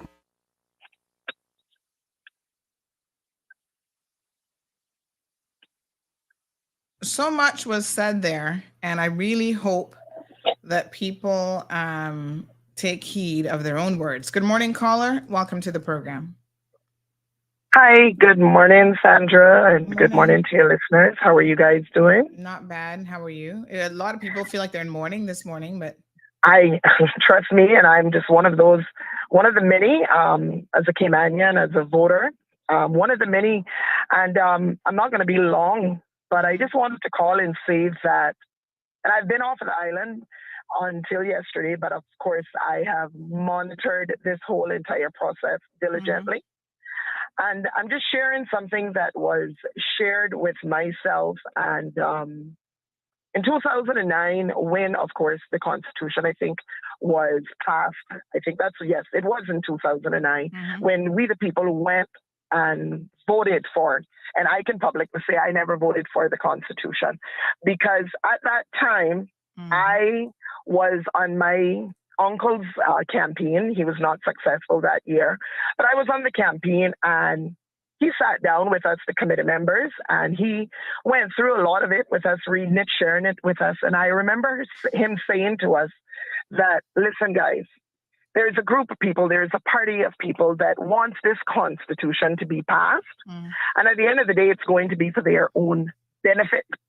Going to benefit them. And if we check back and see who the party was in the group that he was probably referring to, you'll see exactly know what I'm saying. And he said to us, that it would be wrong of him to tell us to vote or not to vote on the Constitution.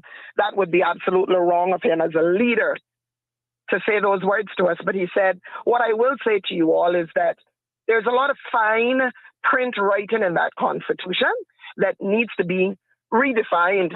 There's a lot of things, a lot of contents in that Constitution that takes away the power of you, the people, and you, the people, are the ones with the power, not the ones that you are putting in. You, the people, are the ones with the power, but it takes away a lot of the power from you guys.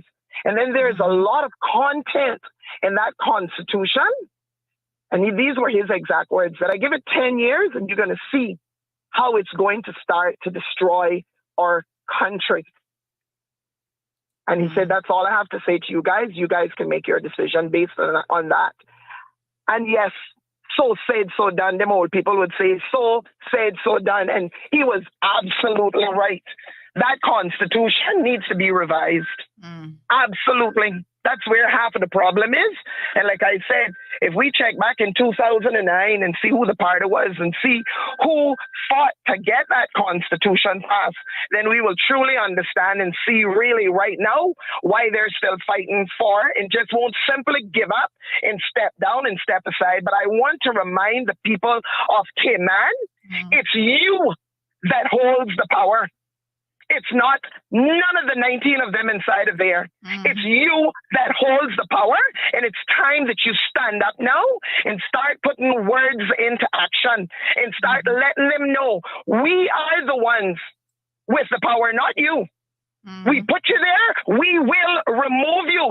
And when you're there, you must do what is in the best interest of us, the people, because we're a minority right now. But you must do what's in the best interest of us, the people, and for this country. And we have to make them understand that. And it's time that we stop sitting around and stop back chatting and stop, sitting around in the offices and sitting at home and driving in our cars and talking amongst each other. It's time that we stand up and speak out. And I can assure you that had I been here this weekend, you would have heard my voice. Well, you heard my voice in 2021 because I wasn't afraid to go out there and pull a bullhorn out and stand up in the middle of the streets and say, I voted for independence and I want an independent government. And had I been here this weekend, you would have heard my voice somewhere because I'm not afraid to stand up and speak out. And that is what we need now. We need Caymanians with backbone. We're a minority, so we need to come together now. If not, we're then now completely broken. Maybe it's yes, maybe it's too late now for us to do it. Absolutely. But guess what? Do we sit here for the next, how many months? 18 months and wait until 2025? Why don't we stand up now and say, we want our elections date to be brought back in line of what it used to be and what it was. Let's pull it back in line for November 2024. Is there anything I don't think there's anything out there constitutional that says we have to make it run for the extra 6 months that we gave the PPM government. I think it was back then when Ivan hit or whichever government it was, we gave them those extra 6 months to rebuild our country and bring it back because Ivan hit in September, elections were due in November. And they came to the people and say, hey, listen, give us these extra 6 months. And we have given them those extra 6 months. But are we going to give that to them now? No. Let's put our foot down and say we want it back now in November 2024 when it should be. Because there's nothing in law that says it should go on again until May or whenever they decide they want to hold an election. We saw those cards played on us in 2021 where they played those cards, shuffling up the dates just again for their own benefit and purpose. Thinking it was going to work for them. I'm just sick and tired of it. And we Caymanians now need to stand firm. We're a minority, but I can tell you what, when we come together and stand firm and we speak and do what we need to do, and let them understand it's us that holds the power, not you. We put you there, but we put you there to work on our behalf in the best interest of us, my children, my grandchildren, and great-grand to come. And for this Cayman Islands, that's all I have to say right now. And as you can tell, I'm really upset and I'm very passionate. So, hey, listen, we need to do what we need to do. Thank you and have a great day. Thank you so much. Appreciate it. Wow. Well, what a thing. Lot was said there, folks. Thank you so much to Marva for that phone call. Boom. Kaboom! Without a doubt. I mean, like I said earlier, it is obvious that they aren't listening to us, and this group, don't care what we, the people, are having to say. And what are we going to do about it? We can get in the streets, we can protest, we can march. Is that going to influence the governor's powers and how she can call an election? No. Now, it's a very good question that Marva does ask. What is stopping us from bringing the election back in line to where it was previously? And I don't know that there is anything that is. That would be up for the government.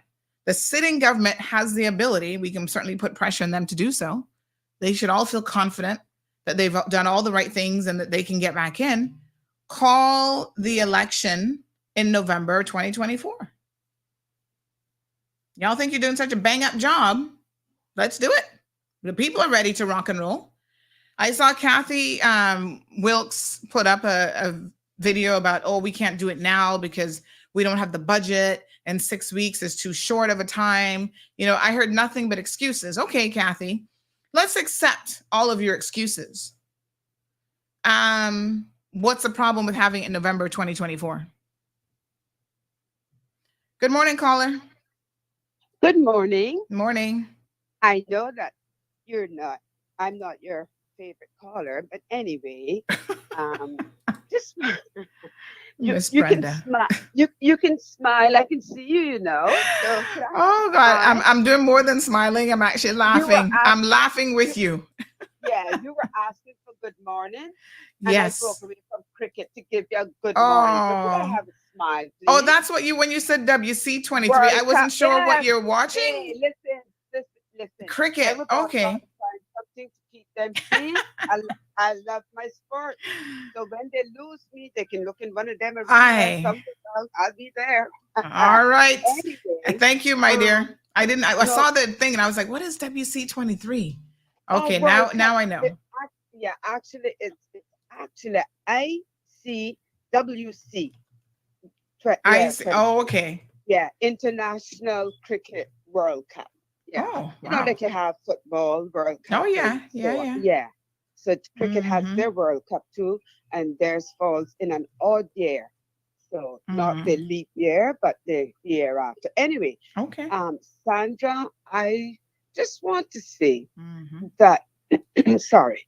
When that constitution was proposed, unfortunately at the time, I had just had a bad accident. I was laid up and I was not able to get involved in it as I would normally have done with these sorts of things. And when it was put there for to vote on, I didn't vote for it. And I didn't vote for it, not because I didn't think that it wasn't necessary for the present one to be updated, revised, and so on. I didn't vote for it because it was a rush job. And I think that too many important things got left out. And there is one particular thing in the Constitution that still bugs me until today. I mean, there are many things, but one in particular. And I don't think that, or maybe it was deliberate, I don't know. The drafters of that Constitution, I don't know if they, had any idea the problem that it would pose to our Caymanian children. But it is happening. And so I have always been asking for this to be revisited. I say that now to say this. I know that you have a lawyer on here following you. And I know that there's someone, I'm not going to be calling the people's names, but there's also someone else on here following you that I know is very versed with the Constitution. So maybe you could ask the question and, get a serious response. How could you go about, according to the Constitution, I believe, bringing the election back in line with November? Maybe a people's referendum? I don't know. No sitting government elected under these terms is going to bring that motion. Just like no sitting, I meant government member, sitting that has been elected on the one man, one vote is going to bring that motion. That I know would have to be done by referendum. So maybe you could ask the question if, the revision of the Constitution, how do you pressure any government, this one, the future one, um, to to start working on that, because that's long overdue. And as long as it's in the present state, things just get much more serious for us. I speak for Caymanians. And even for those who don't like me and attack me on your show and in comments and stuff, I speak for Caymanians. I'm a Caymanian. I pledge my allegiance to Cayman. Nobody owns me except God. So please know that. And you know who I'm speaking to. And while I'm saying this, I would appreciate if you don't make personal attacks on me. We're all free to speak. We don't have to agree with each other, but we should respect each other. So I don't attack anyone for whatever they have said. And I don't care if I'm in the majority in an opinion, that's fine. Sometimes the lone wolf can be right. So anyway, could you ask that question, please, Sandra? And see if one of the persons listening could answer it. I appreciate it. Thank you so much. All right. Thank you. I was actually thinking as the caller was speaking that I could call, let me see if I can get him on the line, Mr. Steve McField. We do know that he's well-versed with the Constitution. The problem, though, she was saying that we didn't have enough time. And I find that, as someone who was sort of a little bit, not really involved in the constitutional reform process, but I voted. And I remember all of the meetings and the public discourse and whatever. I find that for a lot of things in this country, Caymanians will forever say, we don't have enough time. You could give them 10 years and it's not enough time. The people didn't participate at the level of showing the interest that they should have. And then when it was all said and done, remember the majority of people, Denny, I know you're listening, refresh my memory about how many people actually showed up to even vote on the Constitution. The truth is, the average person doesn't understand these things. They don't care to understand these things. They're not participating, even when government has public consultation. Because if my memory serves me correctly, the public consultation on this and the revisions and the recommendations were at least 18 months to 2 years. How much time do y'all need to understand constitutional reform and the provisions? And I remember it because at the time I was actually a member of the Progressives, and they were part of the process and submitting their viewpoints and who should be even eligible to run for public office. Well, we don't want any expats or somebody who just got status to be able to run in there. So let's put a clause in there. They need to have one Caymanian parent. Let's go back a second generation. There was all kind of discussions around it. And I remember the discussions. And I remember when the voting was coming. I remember the one man, one vote and the whole 9 yards. And I never felt like we didn't have enough time. I felt that people just were not all that invested in it for whatever reason. And then when it's done, people jump out, well, I didn't vote for it. I don't like it. I want to change it.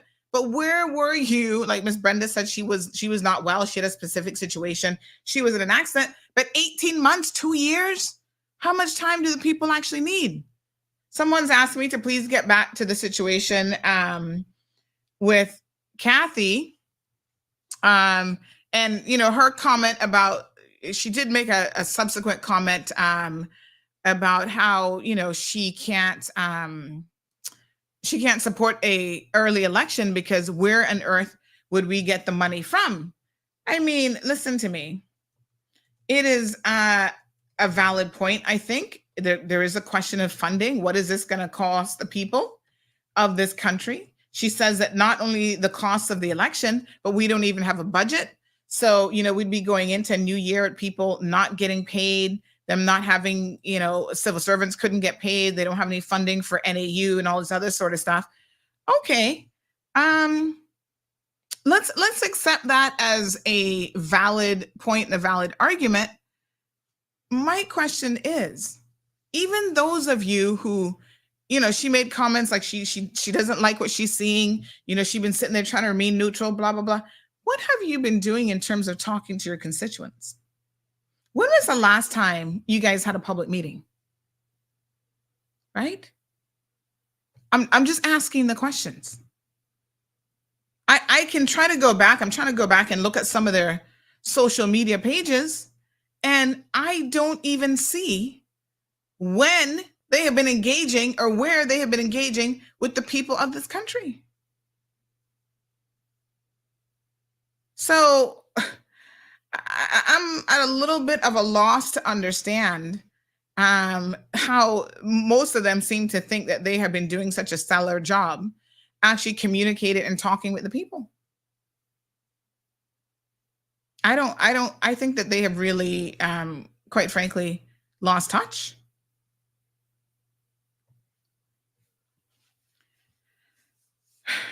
I tell you what, I don't know who Kathy mentions that people have been threatening her. I don't know who she's referring to. She talks about the media, and of course, the only media that gets involved in the world of politics really and breaks it down for you guys is CMR. So we don't need to ask what media she was talking about. I think we pretty much know. And I have no qualms at that because CMR is a community-based media house, if you want to call us that. We are all about what is happening in this country, and a large part of our lives are going to be dictated by decisions that are being made in the House of Parliament and outside of Parliament by the actions of our MPs. So let me address, since she has indirectly, she wouldn't call her name, and I wish you'd just call her name, honey child, because then we can get straight to the point. But we're going to get straight to the point anyway. You guys have heard my comments about Kathy, and I liked Kathy. I saw a lot of potential in Kathy, right? I sat down before the last election. Kathy came on the program all the time. I sat down with her. I did one of her special features on her where we tried to get to know her as a candidate, know a little bit about, her work experience, where she was coming from, all this kind of stuff. And this has nothing to do with me not liking Kathy or anything of the sort. This comes down to one fundamental thing. It's called your ability or your inability to simply be honest. In case y'all haven't gotten the memo by now, probably if I had to pick all the traits in the world that I value the most, it would have to be honesty is either number one or number two. I don't know if there's anything, I guess integrity and honesty for me kind of go hand in hand. So it's almost like the same thing, right? You've got to be honest. I tell my 7-year-old, right? If you do something, kids are going to fib. I said, do not, sometimes before she even answers me, I said, hold on. Before you answer me, think carefully about how you're going to answer. Because you're going to get in more trouble if you lie to me. Just tell the truth. Did you steal that chocolate? And then she's going to look at me and say, yes. Just tell me the truth. I can deal with the truth. I cannot. And I refuse to deal with people who are dishonest. So it strikes me as peculiar that Kathy knows that I know the truth of all people about how she got that position. And one of the things she decides to do just now when she got up, or 2 days ago when she got up and spoke about her position, how people are saying that she really wanted this position. Why are you maintaining this lie? You didn't have to dress it, And sometimes the best thing for you to do is to not say anything. I keep telling you all that. For me, keep your mouth shut. If you can't speak the truth, this is what my aunt told me. If you cannot speak the truth, don't say nothing. Somebody asks you a question, and for whatever reason, you cannot tell them the truth, just shut your mouth. Don't say nothing. Because shutting your mouth, you're not lying. You just not saying nothing. Why bring it up again? And why talk about, they had a difficulty finding somebody from the outside, that they would have found somebody. They had lots of options being put forward. They would have come to a consensus. So, Kathy, I'm going to ask you a really straightforward question here today. Are you telling the people of this country that Wayne Panton, who was in the UK at the time, didn't have to rush back from his UK trip? I believe this is when he would have been away. This was the other coup that the PPM was trying, right? He had to run back from the official funeral. I believe this is the timing. Correct me if I'm wrong, but he was in the UK, and I believe it was for the official funeral. He had to run back to Cayman because you were going to jump over the fence, do a big somersault over the fence with the PPM government in order to join them in a vote of no confidence against this government. And you were willing to do so unless you got Speaker of the House.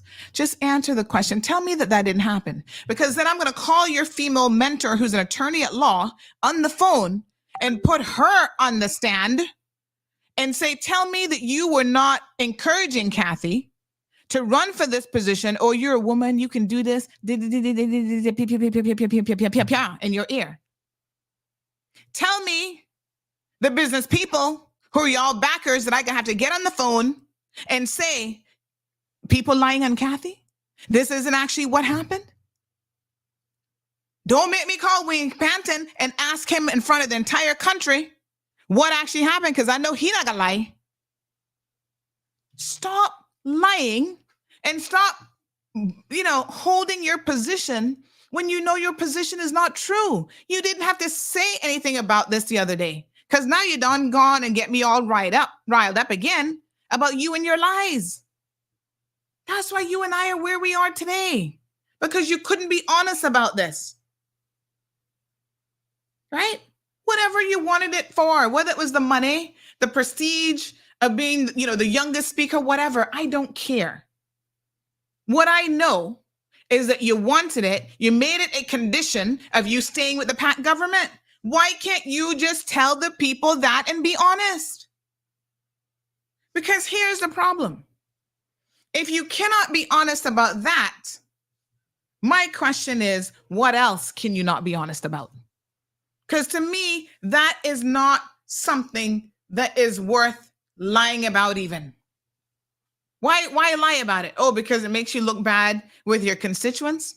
Because now they're going to think you're all about position and all about self and all about money? Well, that's on them to think so or not. They might have appreciated some refreshing honesty for a change. But don't call me a liar. Don't say that I don't know what I'm talking about and I don't know what was happening at the time politically in this country. And don't know what you were doing and what your position was. And this is not a situation of hearsay. Ms. Brenda, she doesn't want to listen to this. She said, let's talk about the constitutional revisions. We will get there, Ms. Brenda, but this is the exact problem now. We refuse in this country to call a spade and to understand the people that we have elected. All the constitutional revisions in the world will not help us if we continue to elect deceptive and dishonest, money-hungry, greedy for power people. You can revise the Constitution at your wazoo. It's not going to help if you're putting the wrong people in there. They're always going to find a way to hoodwink and to get what they want. No constitutional revision in the world is going to safeguard the people against no good politicians. No voting system, Denver. He says adopt an alternative voting system. What voting system? No voting. Show me one ideal voting system in the world that will protect you from unscrupulous politicians. We have to attack this at the source. That is the problem. We keep putting the wrong people in political office. We keep having high hopes for them. And I saw a few of your comments saying, well, this proves that we can't elect independents. No, it doesn't. All it proved is that, unfortunately, we elected some independents that we should not have. Oh, somebody else just throw up a party so we can have a two-party system. The people made it very clear that they do not want the progressives back after 12 years. The progressives refuse, and they continue to refuse, to listen to the will of the people.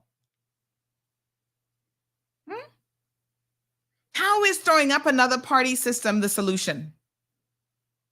I've explained to you guys yesterday, in case you missed it, all of the inward fighting and issues that happen even within the progressives. Arden had to leave because of Alden and his misbehavior. Alden went against his own constitution of the party because he don't care about the rules of the party when he wants what he wants. How does that change anything? What are you getting when you vote for a party? You're getting all yes men and women right? Who are towing the party line, whether they want to tow the party line or not. You're getting people who are getting paid $9,000 a month and sit there and do nothing. When was the last time you heard from Barbara? When did she ever make a contribution last in the Legislative Assembly? David White, right? They just fall in line. They do whatever Alden tells them to do. And he does whatever Kurt Tibbetts tells him to do. And Kurt Tibbetts not even an MP anymore. Y'all remember that fiasco down by Smith Marketeer? More commonly known as Smith Cove, where they were going to change and put in big parking lot and do this and do that, change up the entire landscape. The people in the community held the public meeting, said, we don't want this. We don't want you changing this. We like it just how it is. There's parking across the street. Make people go over there and park. We don't need this big restructuring and all kind of foolishness. For those of you who cared to know what was really going on and who was there, because I was there at the meeting, right there at Smith Cove, Smith Marketeer, you got a glimpse at how the party system does not serve us either. Poor Barbara was taking the fall for something that she was just a mouthpiece for. And when she started crying, literally, and couldn't handle the stress anymore, who came in on the white horse to rescue the situation? Kurt Tibbetts, who was not even an MP at the time. Y'all have to understand how parties work in this country. I was inside of a party. I am telling you, you don't get better representation just because you have a group of people who claim that they're like-minded and will not dissent. In fact, a really good argument could be made that you get worse representation because those people say nothing when they know shenanigans are going on.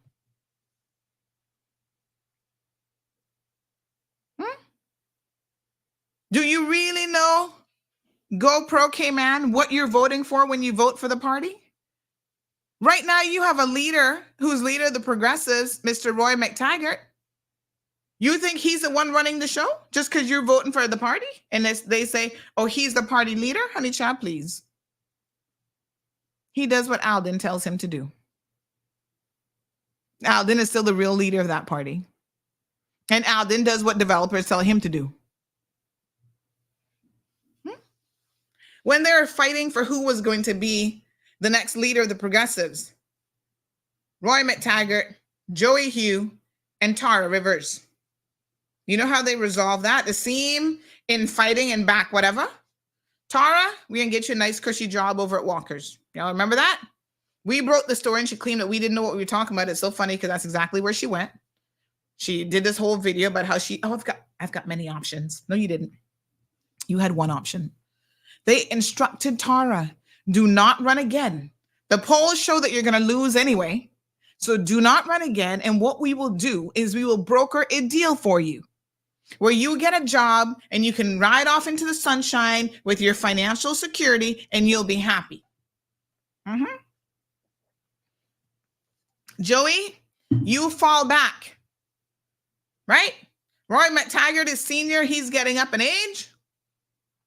He'll only be premier one time. Let him have it. He'll only be party leader this time, and then he's going to step down and you're next in line.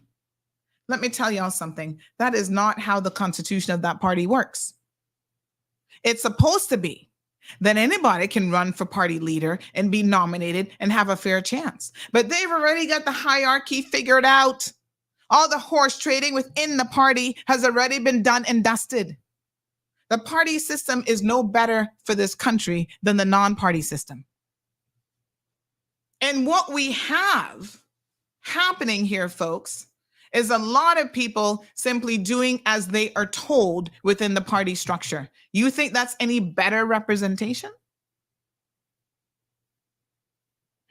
Need I remind you that when the women who were part of that party, including Juliana O'Connor Conley, Barbara Conley, who else was a woman at the time? I don't remember who else was in there, should have been speaking out about a woman being publicly beaten at work and dragged around in the kitchen, not a single one of them opened their mouths to support women in this community. There's a lot of women in this community who are victims of violence, of domestic violence, and who are victims of gender-based violence, and who are victims in their own workplaces, who would have loved to have seen the representatives of this country speak out on their behalf, and in particular, the female representatives.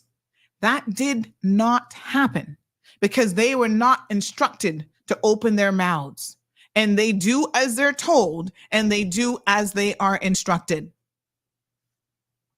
So have no misgivings about the party system being what is right for Cayman and being the Holy Grail. We have had these formations of parties and loose groups and all kind of foolishness throughout Cayman's entire political history. I can't even remember in the short time, 20-something years now that I've been back, what all the names are, because I get them all confused. UDP, UPM, PPP, P up yourself, all kind of foolishness. None of them have had any longevity. In fact, I read with interest, I think it was Philip says, remember that PPM was a movement too, and they morphed into the progressives. Maybe they'll become known as the regressives. They themselves have had rebranding exercises. There was a youth arm, then that never worked out. You never hear nothing about that. Listen. They're all over the place. They're no more stable than anybody else. The difference is they have a lot of followers who simply toe the line, including Mr. Roy. I like Mr. Roy McTaggart, but let me be very honest with you. He's not going to stand up and question somebody like Alden. Hold on now. Let me go back to my Dropbox for 1 minute here and see if I can't find this video reminding you guys of Mr. McTaggart's position on, well, I found the one about cost of living where he said he couldn't do nothing about that when he was in office. But now he wants you to believe that the government could have done something. Where is this one now? Where he actually talked about the party system not being something that was right for Cayman. Where is that video? Let me see if I can find it. Because it's so interesting how his position when he became a party member changed. Your position, your fundamental belief should not change just because you're part of a party system, okay? I'm trying to see now. Where is it? Child, I need to organize my little videos better because half the time I can't even find them. But yes, he was on record giving an interview back in the day with Cayman 27. And in his interview, Mr. McTaggart said, where is this? Where is this video? He said that he cannot support the party system fundamentally. It is not for Cayman. He's never explained to us why his position has changed.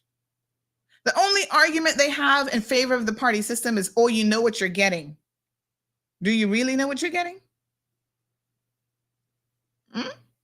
You know what their collective marketing message is. You know what they're telling you. Now, is that better for the country to have everybody just follow and toe the line and no one has a dissenting voice? Well, you tell me, is that what you want? The vast majority of people are not on board with that, none at all. For those of you who say that you don't want, and I had to ask the question, that we didn't have enough time, enough consultative time, let's look at what happened with the Constitution. And this is where I'm telling you, you, the people, need to be more responsible in this country.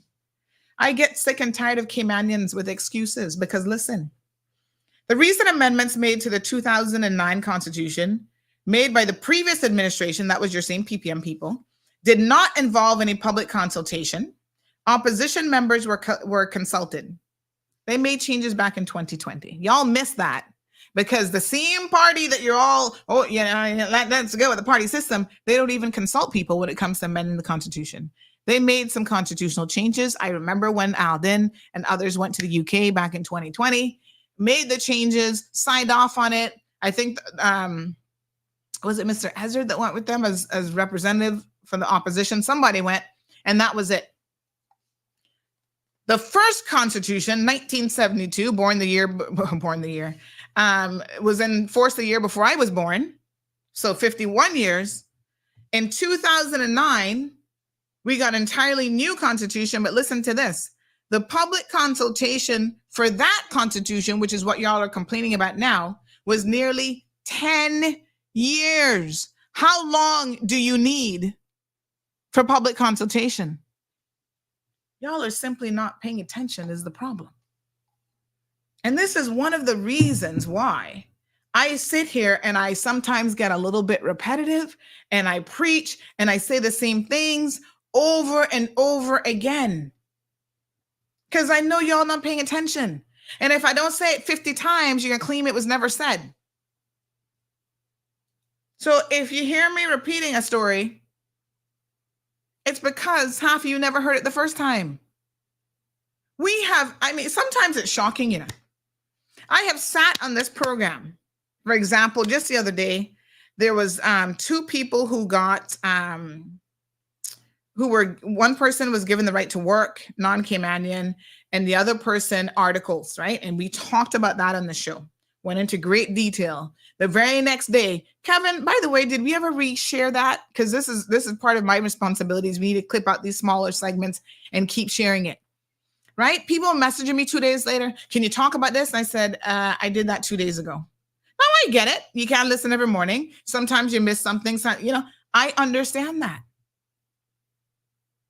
But the point is, a lot of people are simply just not paying attention. And that is your obligation, if you really care about what's happening in your country, to pay attention. Miss Sonia says, yes, Sandra, talk the things them. Miss Izzy says, talk the truth, tell the truth.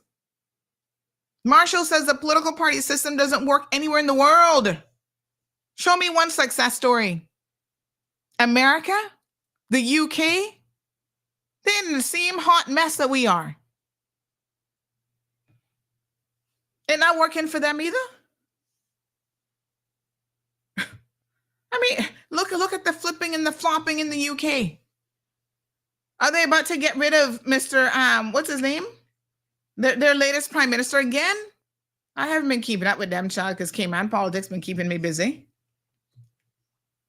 But really? Huh? See, huh?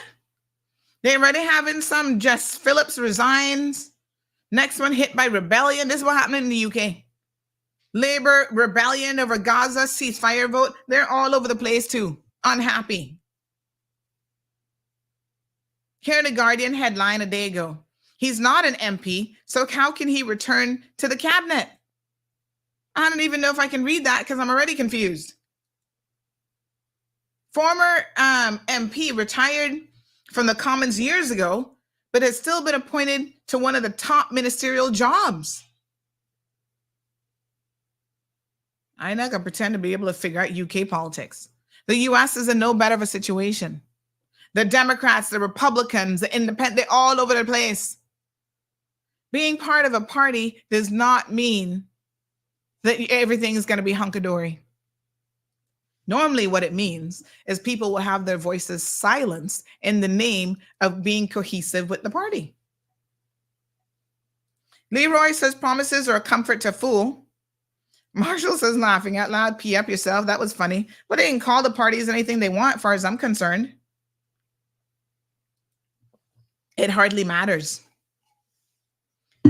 Strong Wilt says, Sandy, Alden is just for the rich people. Red Bay needs some dreen and speed bumps. Where's Alden? The people from Red Bay haven't seen Alden or heard from him. Well, he hasn't had a public meeting, that's for sure. I don't even think he's gone on even Radio Cayman to say hello to y'all. I'm here.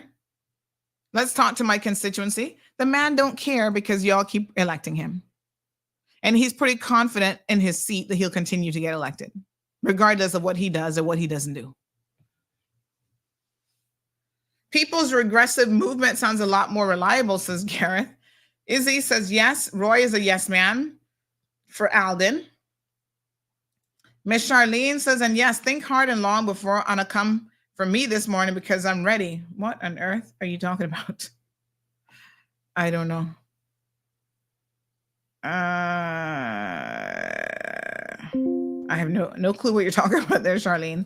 Miss Soka says Jim Bodden, Berkeley Bush, Alden McCurnell, Annie Holda Bodden, Truman Bodden, Benson Ebanks, Roy Bodden, all from that era weren't part of any party system. Party system, party colors have only divided people, causing strife. God bless Cayman. Yes, because then we get into this really low-minded, oh, you have to wear color. You know, when I go to Jamaica, I ask a lot of questions because, you know, there's a lot there that I see that I don't understand. So I ask questions so I can try to educate myself. And so the last time I was there, I was seeing like these pieces of cloth, like on poles and stuff, different colors. And I'm like, what is that for? Oh, that means that this area is a green, which is, I don't even know their parties, whatever party. Red is this party. And I'm like, what? You're sticking cloths on your electricity poles because this is a red area. This is a, what are their parties called again? I don't know, whoever they are. This is a so-and-so's area. I'm like, that's so, they dumb you down as a voter when you have to get into that, right? Oh, you can't be in this area and wear green because it's a red community. And during election time, you might actually lose your life. I was like, huh? Is that a joke? So when we talk about Garrison style politics, that's what we're talking about. The stupidity of it all. And we see people in this country buying into that nonsense. Oh, we must all wear a red tie. This group think is what it is. You lose your individuality when you're a part of a party, is the God's truth. We even have to dress alike. I don't even think that they do that in the US. Like, I've never heard of any of the parties being like, oh, you have to wear color. That's like a Caribbean mentality. To me, that's stupidity. I have to dress like you to show unity. Why? I can't have my individuality in terms of how I look. I must wear a red tie. Why? You see? It's stupid. Let me be quite frank and honest with you. But that's what they want. They want the sheeple, everybody to be thinking how they want you to think and just push you in this direction. They don't want any dissenters. They don't want people asking any questions.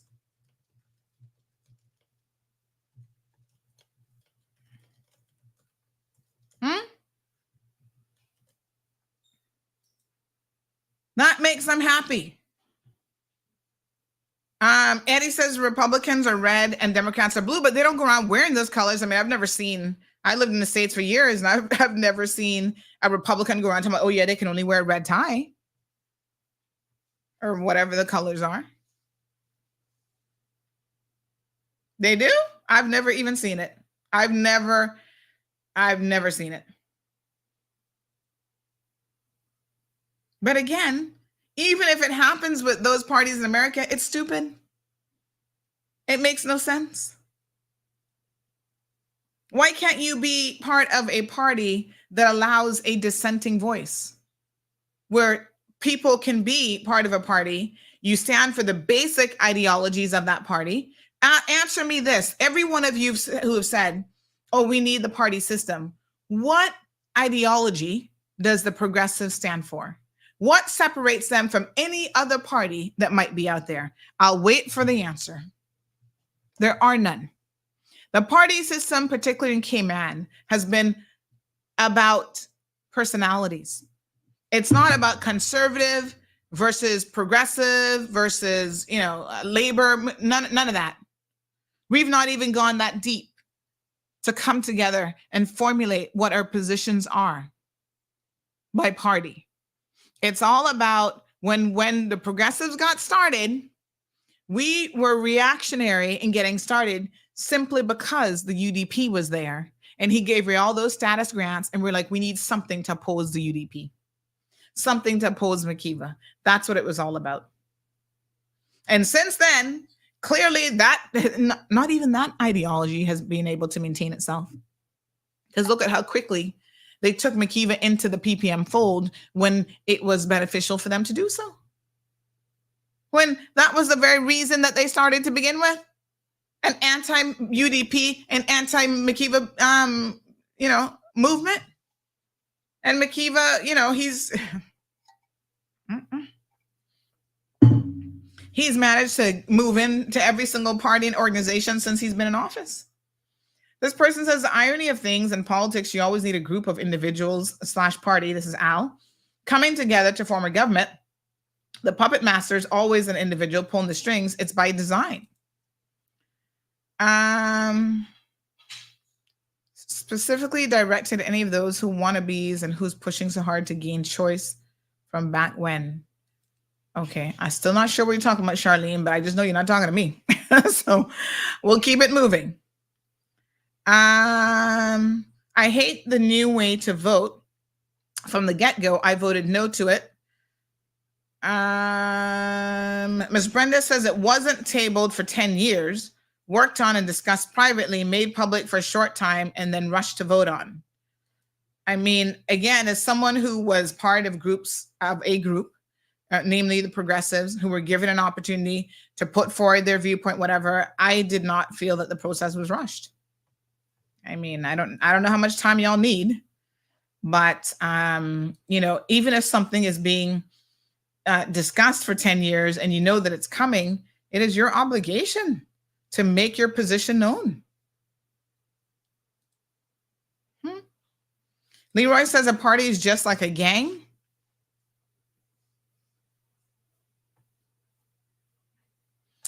Ms. Brenda says the UK doesn't have a constitution. They can and do bring in non-elected people to senior positions. Well, they might not have a codified or written constitution, but they most certainly do have a constitution. And that's why judges can find things to be unconstitutional, even in the UK. In fact, the UK doesn't have a constitution. Let me have a look at something here. I did constitutional law, but I gotta tell you the truth now. It's been a while. So yeah, they don't have, this hasn't changed yet. So they don't have a single written document, but they certainly have what is considered an unwritten constitution. And in fact, what their position is, it's written in different documents all over the place. It's not in a single document. So they refer to statutes, conventional judicial decisions, and treaties. So examples of constitutional statutes include their Bill of Rights. So they have a Bill of Rights. They have an Acts of Union, Act of Settlement, Parliament Acts, Human Rights Act, Scotland Act, Northern Ireland Act, Government of Wales Act. Right? They have documents and conventions that include giving the monarch acts as ministerial advice. So, they have documents that codify all of these things, cabinet manual and so on. Yeah, they don't have a single document that they say, okay, this is our constitution and that's it. But by any, understanding, they do still have a constitution. All right, let me see if we can give Mr. Steve a call here, if he'll entertain us this morning with the constitutional question. Let me see. His number, give me 1 second.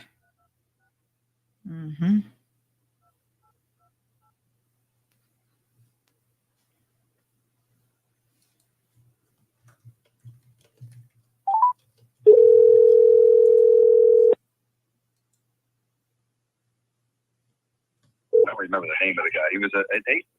Hello? Hello, Mr. McPhail? Yeah. Yeah, Sandra here. Do you have just a couple minutes that you could answer a constitutional question for us? Yes. Okay, so you're live on radio, and this question came up this morning. I thought you were probably one of the best people to answer it. What are the constitutional provisions for bringing back our election date back to November of 2024? If that's what the people wanted, how can that be done pursuant to the Constitution? That would be a cabinet decision. There's a constitutional obligation to have an election every 4 years. Mm-hmm. The Constitution doesn't say when you have to have it. It's silent on the date and the month. So it would be a cabinet decision to say, well, we are going to change the date for election from May to June or September or October. Traditionally, the elections used to be every November, and because of the hurricane in 2004. When it was not conducive to have an election that year because of the destruction, the cabinet then set the election for the next year, May, because they had to have an election within or soon thereafter, and because of the unforeseen circumstances, it couldn't be held within that year.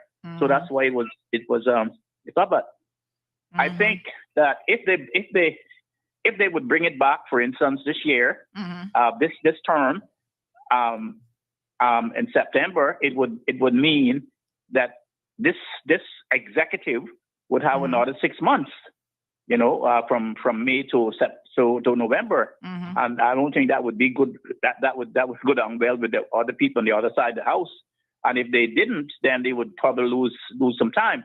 But it's up to the cabinet. Of course, the cabinet then sets the date. And then they go to the governor, and then the governor makes the proclamation and says that this is when the election is going to be held, and it's all the government does all the formalities. But that decision is a cabinet decision.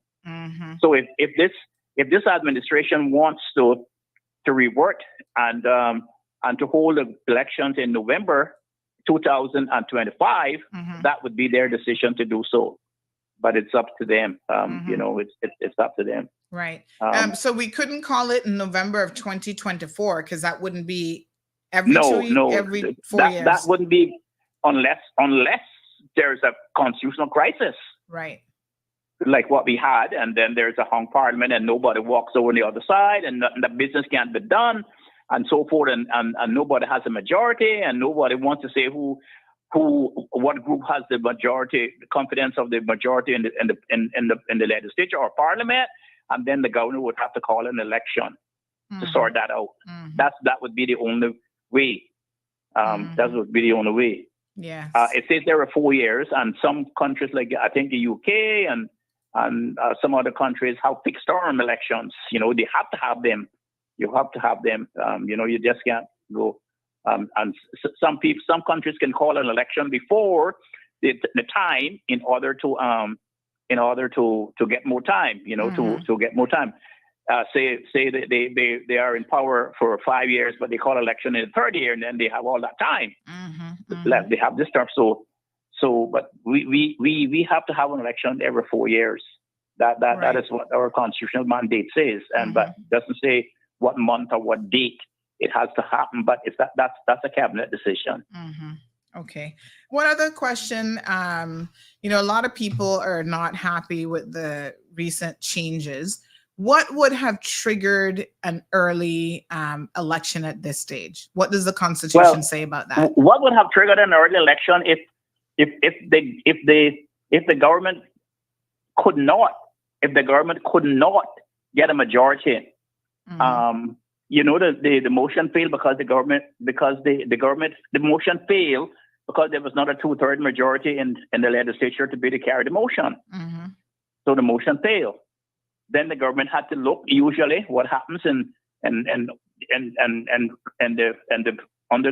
under the Westminster system of government, the government then would look out to minority parties or on the other side to see if they can make up the numbers of the people who are in the legislature. That is exactly what happened. The government reached out to the other side and brought some people in from the other side and made the numbers. And then, of course, the person who enjoyed the confidence of those numbers went to the governor and says, Governor, we have the majority in the legislature. My group has the confidence of the majority in the legislature, and therefore the governor has to appoint them as the executive to lead the country. Mm-hmm. If that did not happen, Mm-hmm. and everybody had stayed on the side that they're on, 9-9 for any length of time, and they could not break that deadlock, Mm-hmm. that hung parliament deadlock. If they could not break that hung parliament deadlock, because as it was, neither party had the right to call parliament together to do any work. Mm-hmm. Remember now, when you have a deadlock like that, all contracts, all appointments, everything stops. Mm-hmm. You cannot do any business. People cannot get paid, and so forth. And that cripples the government. Mm-hmm. And that would trigger a governor to call a new election. Mm-hmm. That's the governor has that priority in the constitution to call a new election. Right. And now, as I was saying, when I left that evening, Mm-hmm. when I left on Tuesday evening, I don't know how long that would happen before the governor would have to call an election. Some Mm-hmm. governors would act precipitously Mm-hmm. and say, to me, it looked like they don't have any mandate, so I'm going to call an election. Mm-hmm. But I know that when Theresa May, it was like 4 days, I think, and the one other prime minister, it was like 7 days before. It took them 7 days before they could break the deadlock. Mm-hmm. Otherwise, they would have to call an election. Mm-hmm. I was really happy to see that they could get together before the end of that night, and they got the numbers, and then they went to the governor the next day, and they say, here we are. Our group has the confidence of the majority of the members in parliament, and they were able to form the government. That is how our constitutional system works. Mm-hmm. The system works. The government is given a chance always to try to fix the status quo. Now the problem that they had, you were there. I saw you. Mm-hmm. What was unfolding is that in a confidence vote like that, where the government did not have a majority, Mm-hmm. The status quo was there was no majority. The chair, the presiding officer did not have a cast-in vote. Mm-hmm. She could not change. She could not use her vote to change that. Mm-hmm. Now, if the government had a majority, and then a vote had come, and then some people had gone on the other side and tried to vote the government down, maybe she could have cast a vote to keep the status quo, Mm-hmm. to keep the government majority. But the government had no majority when Parliament began. So the status quo was there was no majority, it was a hung parliament. Mm-hmm. And so she could not change that unless she had come out of the chair, right, and give up her seat and join back the government. But that would have been untenable, because she is a very astute MP, very, very bright, understands the system.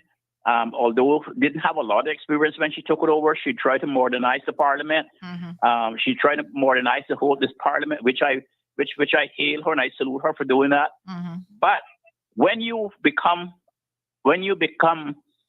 they could not have hoped that would happen with her, because Mm-hmm. when you become a presiding officer, Mm-hmm. when you become a chair, presiding over the legislature, and you belong to a group or party, you have Mm-hmm. to cut ties with that group or party Mm-hmm. to show your impartiality. Mm-hmm. You have to sever all. You have to resign from a party Mm-hmm. when she becomes speaker, Mm-hmm. and then the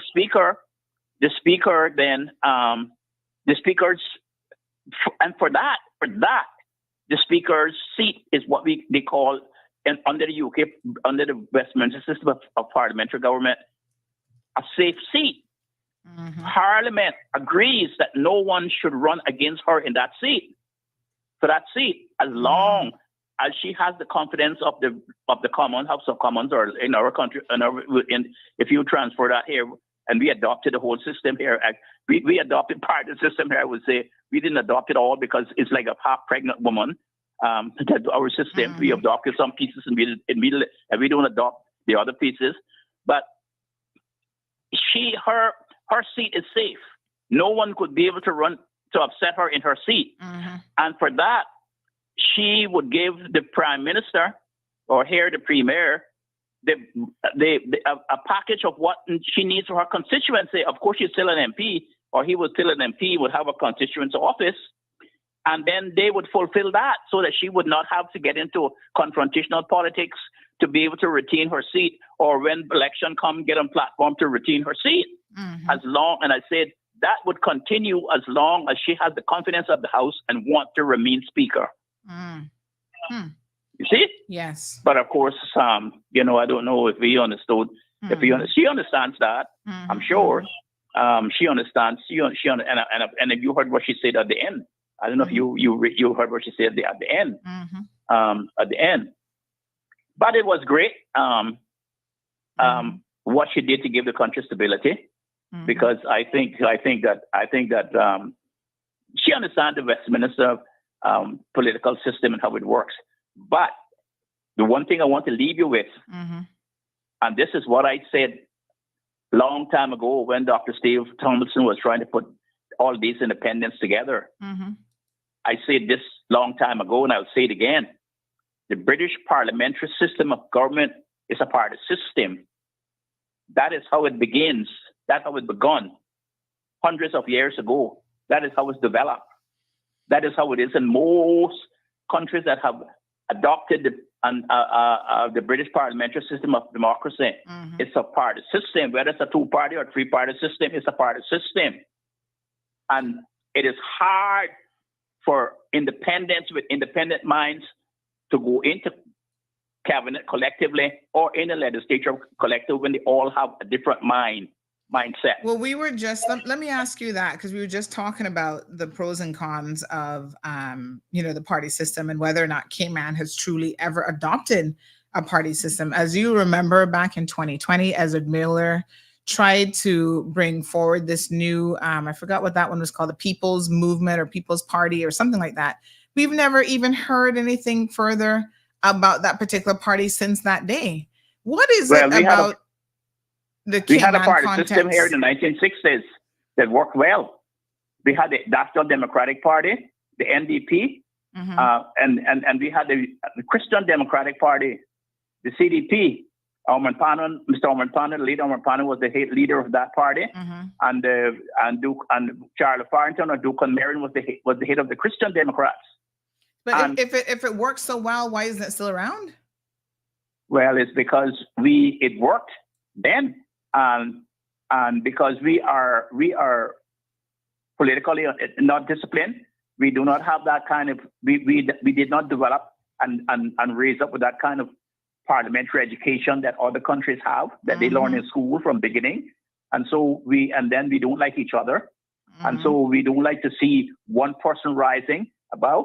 And the whole British parliamentary system is what they call first among equals. The premier or the prime minister is first among equals to him. They select him to say, you lead us. And they will be behind him or around him. There is no one who is better than the next. In the system, how it works, because you have the party system that regulates what happens, disciplines people, and so forth. And if you don't obey what you sign up to, then you have to go. You see? So the party system. So you toe the line. You toe the line. That's exactly. And so for instance, when I got on to the legislature and I looked around, I see the speaker trying to round up people to get a quorum. That's not the speaker's job. That is the whip of the party.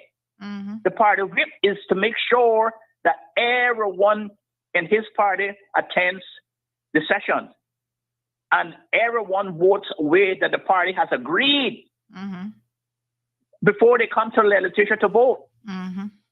A one-line whip under a bill or a motion means that it's not very significant. A two-line whip under a bill means that you have to be there and vote. And a three-line whip means that you cannot vote other than what the party has said that you should vote. Right. If you vote against that, you have to go. You cannot stay in the party. You have to. It's what they call it. They will draw the whip from you. Mm-hmm. So all of those things have to be implemented in our democracy to be able to work. And it's and when you get elected to cabinet, appointed to cabinet, you owe responsibility to cabinet, collective responsibility, and you owe responsibility to the legislature, the place where you got elected from. Because it's not the people that put you in cabinet, it's the legislature that actually put you in cabinet. And so you have collective responsibility all along, and you cannot go there as an independent, independent mind, different from everybody else, because that will not allow your government to work. And I'm so happy that they have formed a group now, whether they are going to call it a political party or whatever, but they have formed. There's a formal group now where they all speak with one voice. And I mean, is that actually the case? Are they actually going to be all speaking with one voice? Because last time they had a group too, and we're not so sure that they were all speaking. I hope that the group has some bylaws to it, some teeth to it, some stuff to it that people have to abide by. It's not just naming a group and say that you come and stuff. Just let me give an example. When I was working with the government McKeever first brought me into the government when he became premier. Myself and a guy called Dilbert. Dilbert was chief of staff, and I was the legal advisor to the premier and to the Ministry of Tourism, Finance and Development. I think it was, yes. And I was attending the UN, representing Cayman, and I was attending the overseas countries and territories meetings all over representing the Cayman Islands. And when I was there, they were giving lots of money, hundreds of millions of dollars to the Pacific Islands to fight the invasive species, and they were giving money to Falkland Island to eradicate the mice that were getting into the wool and make it untenable to sell on the market. And I said to them, well, we have invasive species too. We have the green iguana, and we had a lionfish. And would they consider giving us some money? And they said, no, you don't deserve the money because you have the highest GDP of all of the overseas countries, territories, so you can afford to do it. And then we came back from the meetings and stuff, and then there was the premier of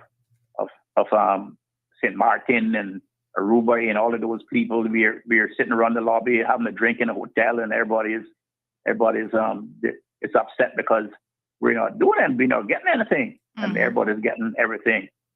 And I say to them, that's the problem that we have in the Caribbean. We all try to do things individually, one upstaging the next, and saying, "Oh, I'm not like him," so forth. Give it to me, and blah blah blah. And I won't tell him, so forth. And I say to them, why don't we all get together and speak with one voice in Europe? Why don't we all get together and form an association of the Caribbean Overseas Territory Association Council? And they said, that's a great idea. Macfield, that's a great idea. So we said, okay, after the meeting tomorrow evening, we are going to get together and we are going to do it. And they say, well, I tell you what, you and Mr. Weekly, who was working in the office in Europe then, from British Virgin Islands, get together and trash out the terms of how it would work. Well, we started that. I came back to the Cayman Islands and we started drafting it by email.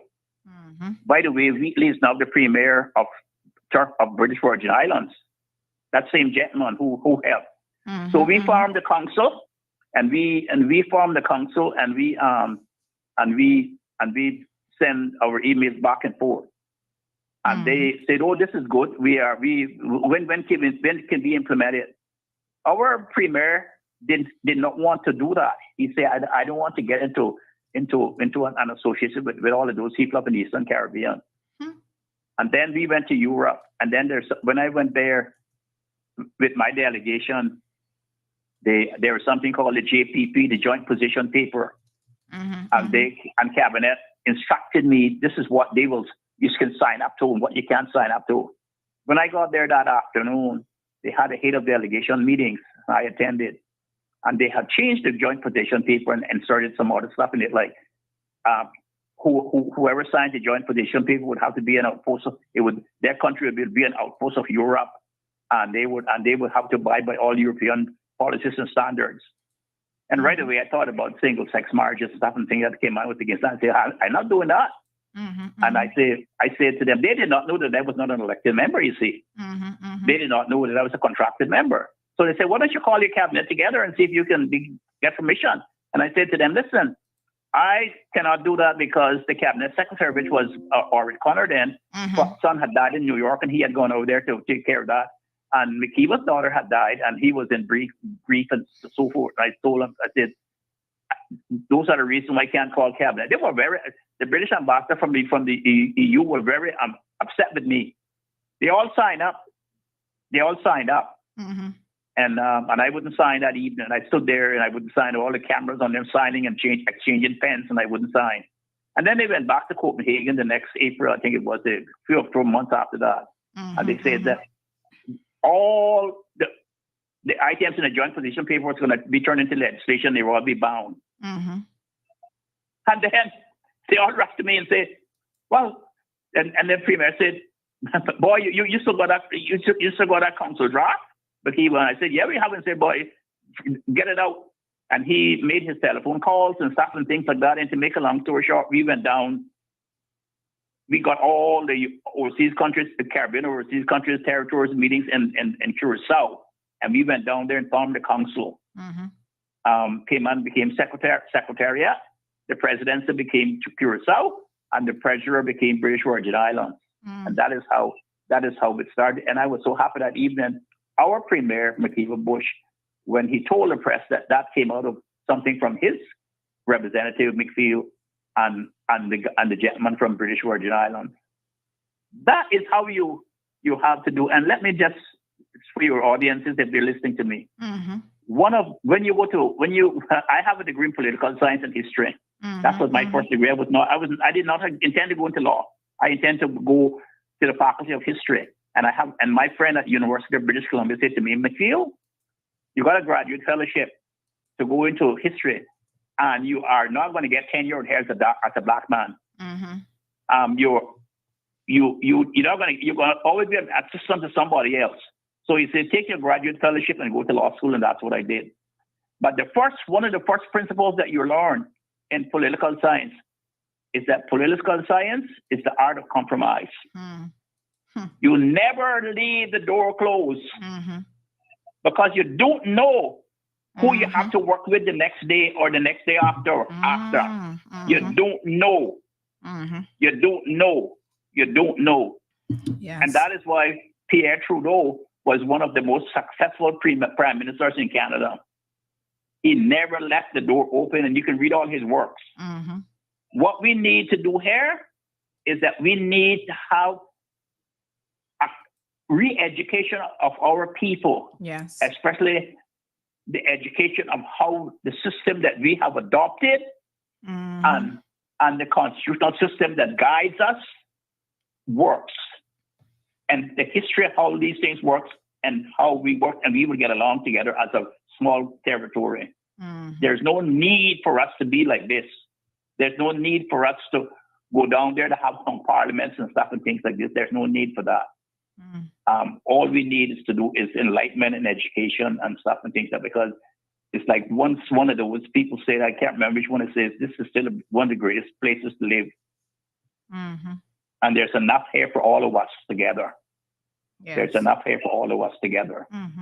All we have to do is share the spoil. Let me ask you another quick question. There were some people yesterday who were saying that we need to be in a position to be able to vote for the premier. How would we do that when we don't even know? We don't have that kind of system. That's not how the British parliamentary system works. That's not how the parliamentary system. I just said that the British parliamentary system is a part of the system. It is the you have to have the command of the majority of the people in the legislature after an election or after a vote of no confidence to be able to become premier. You cannot. It's not done by the people voting. That would be a vote at large, and we do not have that kind of system. here. We have a different system that we have. We have the most democratic system, the universal democratic system, although it might be not working too well for us because we're small. Right. And I don't know if you heard the speaker, what she said the other evening.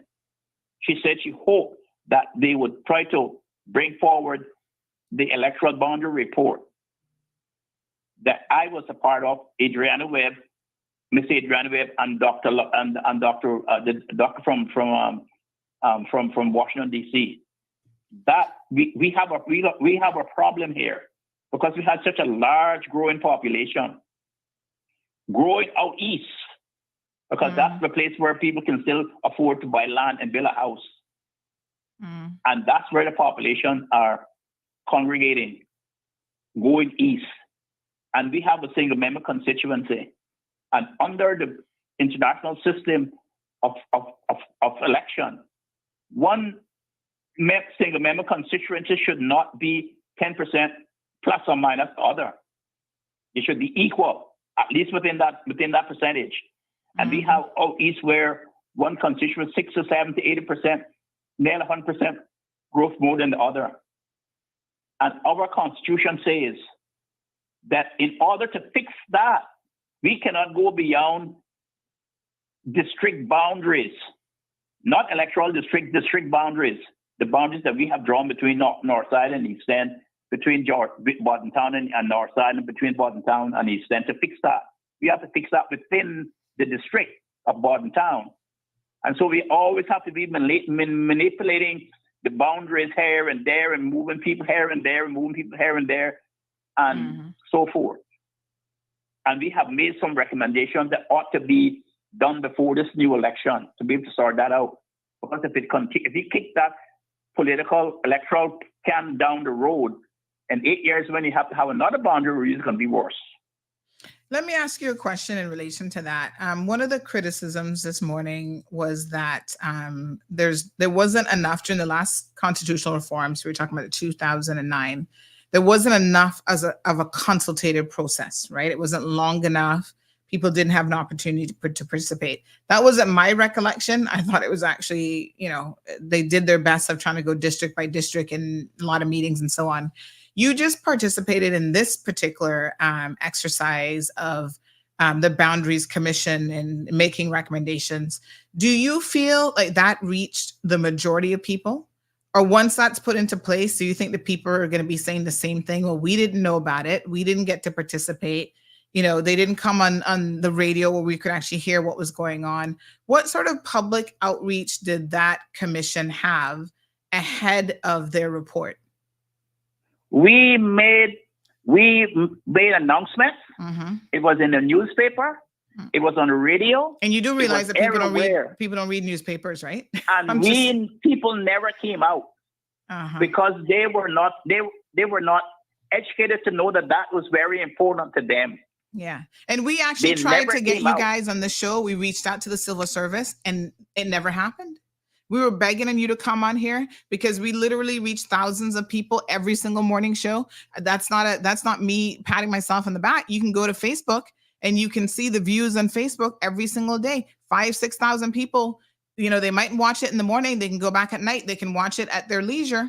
And that doesn't even count radio listeners. And we reached out to the civil servants. No one felt it was important enough to have you guys come on this program to explain to people what the boundaries, It was pathetic because sometimes in some district, only 3 or 4 people came out. Yeah. I'm not surprised. In Georgetown, we had one person.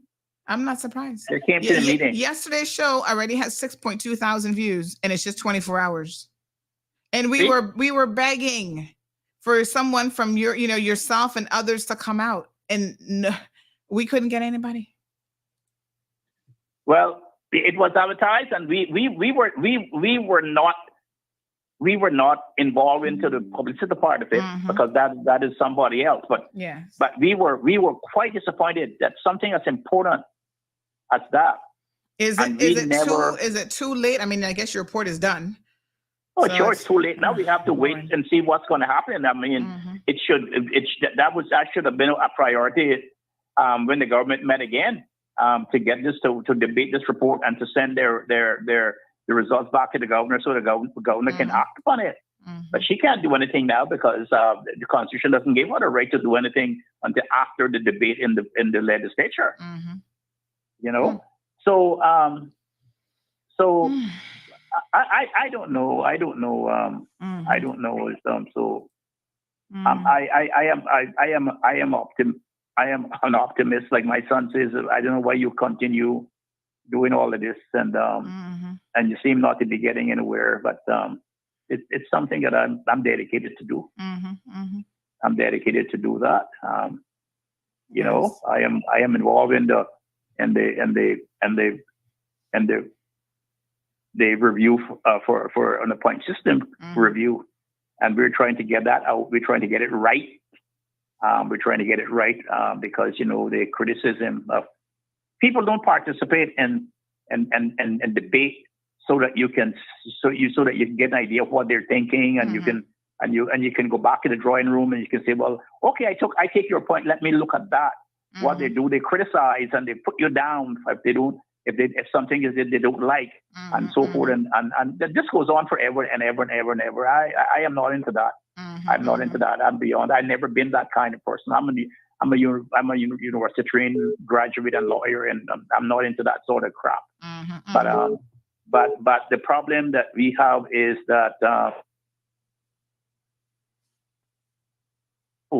in the country, I'm not into that either. It's a democratic country. Everyone has the same rights as everybody, and when you read the Bill of Rights, that's how it is. And I don't succumb to privilege and so forth. That's I mean, if you come into me with that, then you come in with the wrong person, and I'm not your man. So well, thank you. Thank you so much. We do have another call in the line. I'm not sure. This is Denny, but I'm not sure if he had a question for you, Denny. Was your question or comment for Mr. McPhail, or just a general question or comment?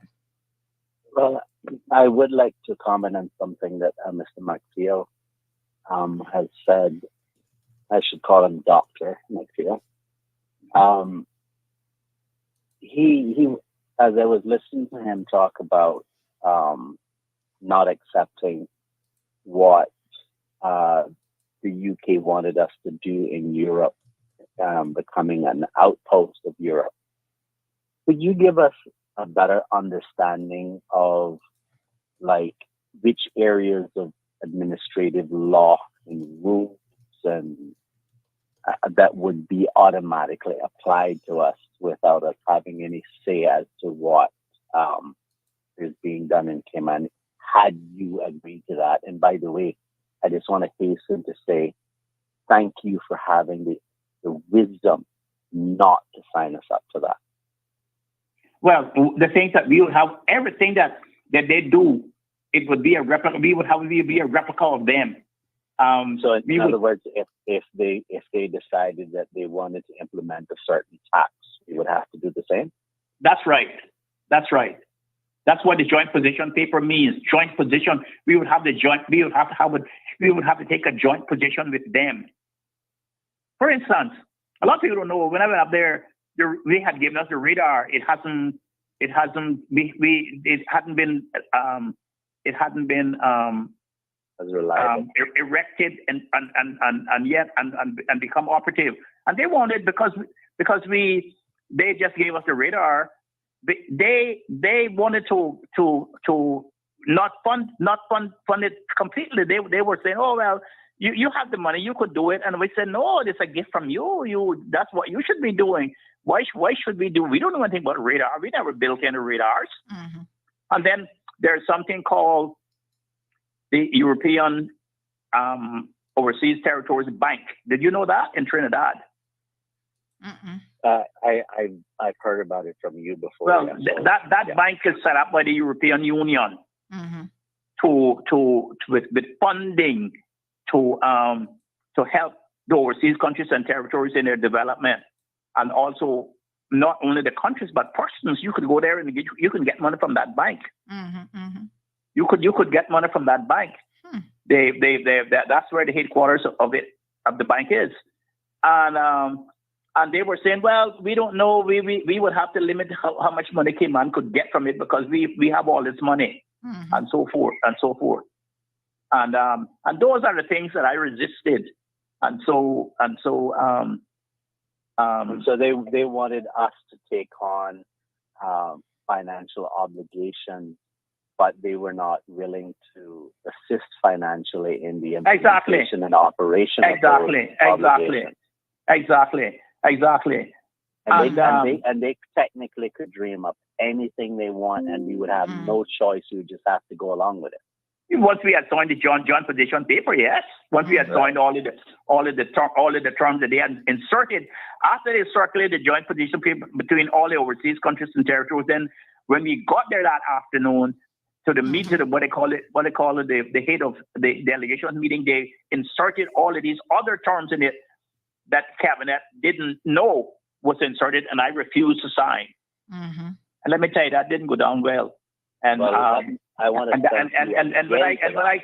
and when I came back, I was not welcomed too well with the then governor who was there. I have my reports. Well, that actually, I have all of my reports that I wrote to the cabinet. Every meeting I went to, I wrote a report.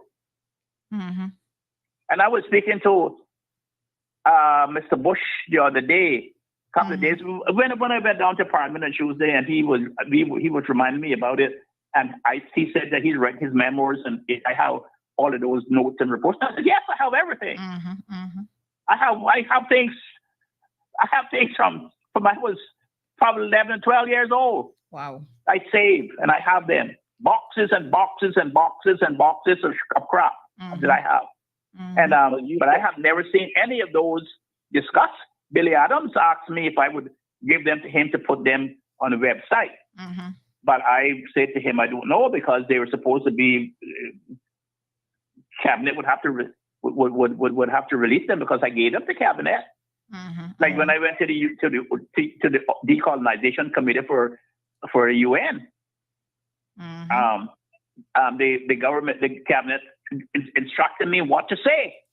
And when I went down there, I said, these are my instructions from my government, and so forth. And the chairman says to me, Mr. McPhail, he says, that's very short. He says, we know you. When you were a student in Canada, you wrote a letter to us requesting that we revisit the idea of internal self-government. In those days, I was a disciple of Mr. Orman Panon. And they took my letter and they turned it into a petition and circulated around the UN. And I can tell you, I'll say this morning. A lot of people don't know. The edict went out here that I would not be welcome back in the Cayman Islands because I had embarrassed the administering country, which was the UK. A lot of people don't know that. That was in the 60s. I still have all of that paperwork. They said I would not be welcome back here. That's why I got such a hard time come back here being the first black Caymanian qualified lawyer.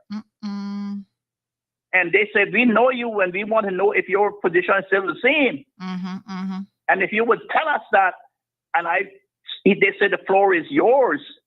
And I spoke for an hour and a half without notes. And then some of the people from different countries came to me afterwards and said, would you like to come to work for us?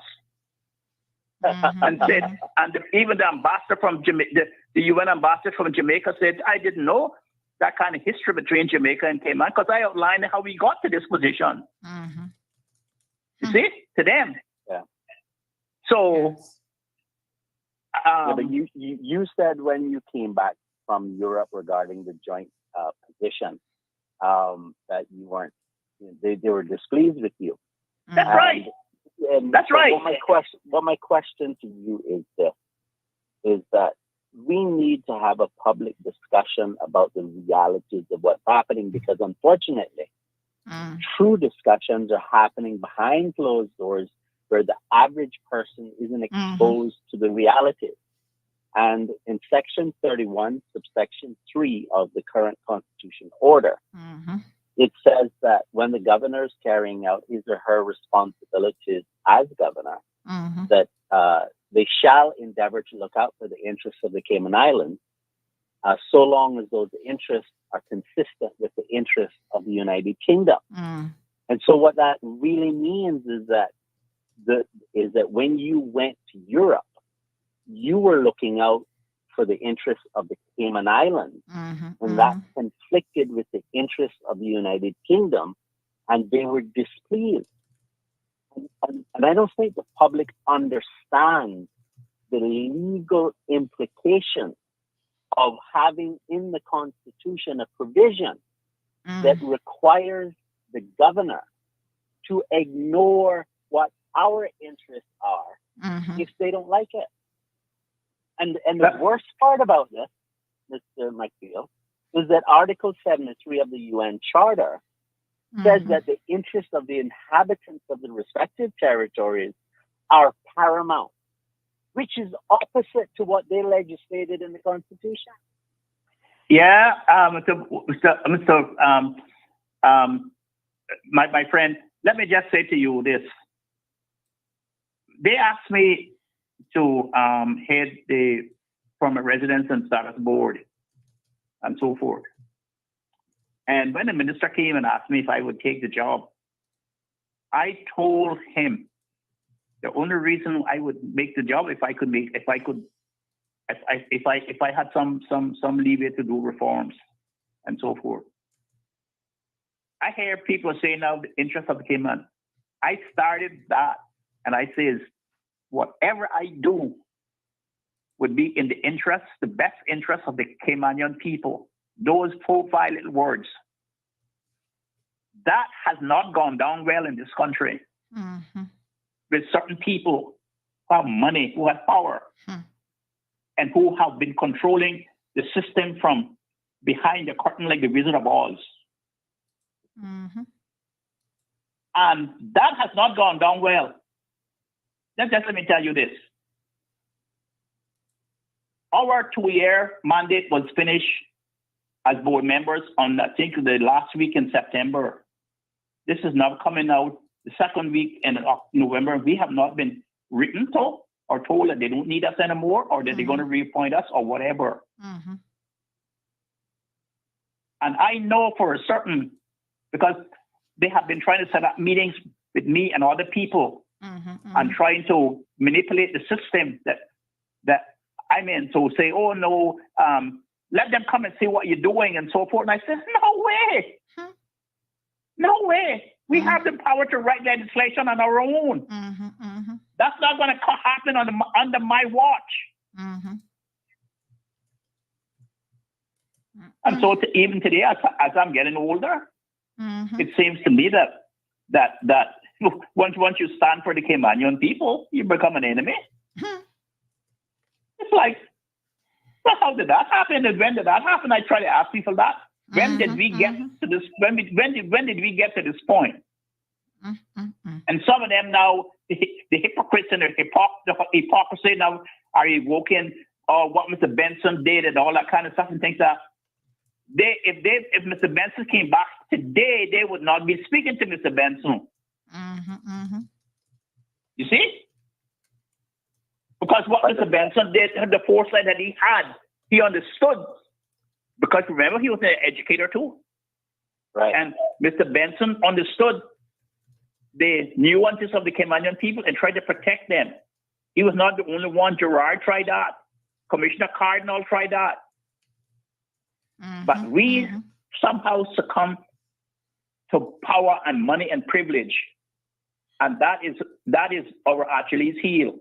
And anyone who comes and say otherwise, you want out an economic or political life here. I can tell you that. But me, well, I don't know. I still have some good friends.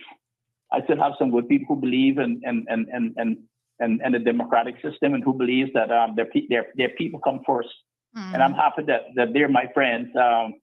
And I'm happy that they're my friends, and I love them, and I will support them, and they support me, and that's what gives me the strength to go on.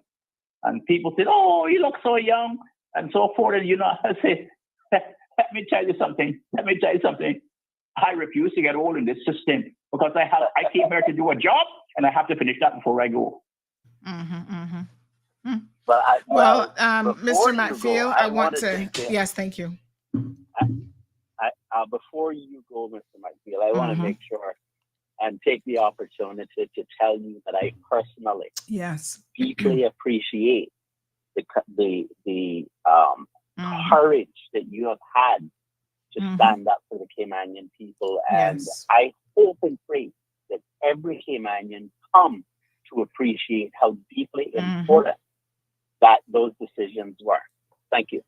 Thank you very much. Thank you so much. And thank you, Sandra. Yes, thank you so much. You, I can tell you, sir, that so many people are messaging me saying how much they are enjoying hearing you on our show this morning. And, they're sitting back learning so much. And it's just an amazing educational opportunity. So let me thank you for taking the time. I know you're very, very busy out of your schedule. And I'm hoping that we can, use your knowledge base more. I still want to sit down with you for one of my Cayman Voices interviews. Hopefully you'll permit me to do that. But, people like you are national treasure trove of information. And sometimes I can't even remember what happened last week, much less what happened in the 60s. And so I appreciate you having such an amazing memory. Well, I'll leave you with this, Sandra. Yes. When I went to law school, I was 36 years old. And people didn't know how old I was because I was still looking young. Then I probably had just started shaving and my face. And when I went to law school at UBC, University of British Columbia, they have what they call the Socratic method of teaching. They don't lecture you for 45 minutes and have 15 minutes for questions and answers. They lecture you for 5. They tell you what the principles are. And then they give you 300 or 400 cases to read. And when you come to classes, they would say, Ms. Catron, can you tell us what's the Foxes and the Crown against the Queen against Robertson? And you would tell and say, I just want on a postcard. And then he would say, Mr. Denny Warren, can you tell us what was hell? And then they would, was there any dissenting judgment? And they would open the case up for discussion, and you have to read them to be able to discuss. Well, out of the faculty, I was the only black person there. They had Chinese and Japanese students, but I was the only black person. I was intimidated when I went there with all the rich kids and stuff and things there. So I always sat in the back of the class, the last one in and the first one out when the bell rang. But what they didn't know, that God blessed me with a good memory. I would memorize everything, even the page numbers. And when they didn't know, I would hold up my hand in the back. And they said, McPhail? And I would tell them, and he said, Jesus. Then the students they didn't recognize me when I went there. And then they had to turn around to look at me in the back. And then I say, I got them now. And then he says to me, would you like to come up front? And I said, no, sir, I'd rather sit in the back. That is how I got it through. God gave me a blessing. And the woman that I helped to become a national hero, Miss Leda McTaggart Rothshire, when I was 12 and 13 and 14 years old, she was giving me all the books to read of the classics and stuff. And she would call me and she said, Sonny, tell me what the story is. And I would tell her, and she would say to me, Sonny, you got a good memory. You should develop that. I had no idea, Sandra, what that meant to me until I went abroad. Wow. And I went to Canada and I stayed with this Canadian couple. Miss Snyder was a University of Toronto English professor, and her husband was an executive in an advertising agency. Yes. And they said to me, we are going to help you to develop the gift that God has given you. And Cayman, Sandra, when I left, I didn't even have shoes to wear. And I didn't want to go into that anyway, okay?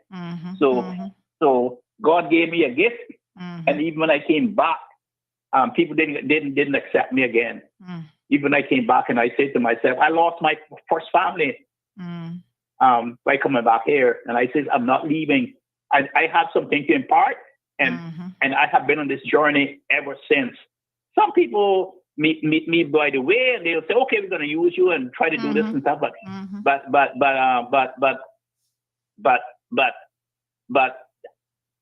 God gave me a gift, Sandra, and I try to share it with other people. Anytime they come to see me, my practice is mostly three quarters giving people advice about this and that and helping people. It's not about money. That's what I'm trying to get to. It's not about money and power and privilege. Yeah. Yeah.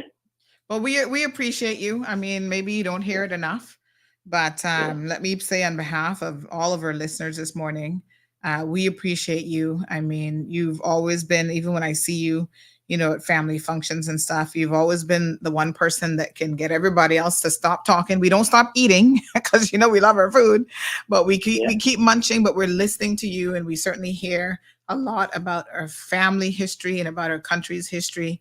And so if no one else has said it to you lately, I just want to say thank you for that.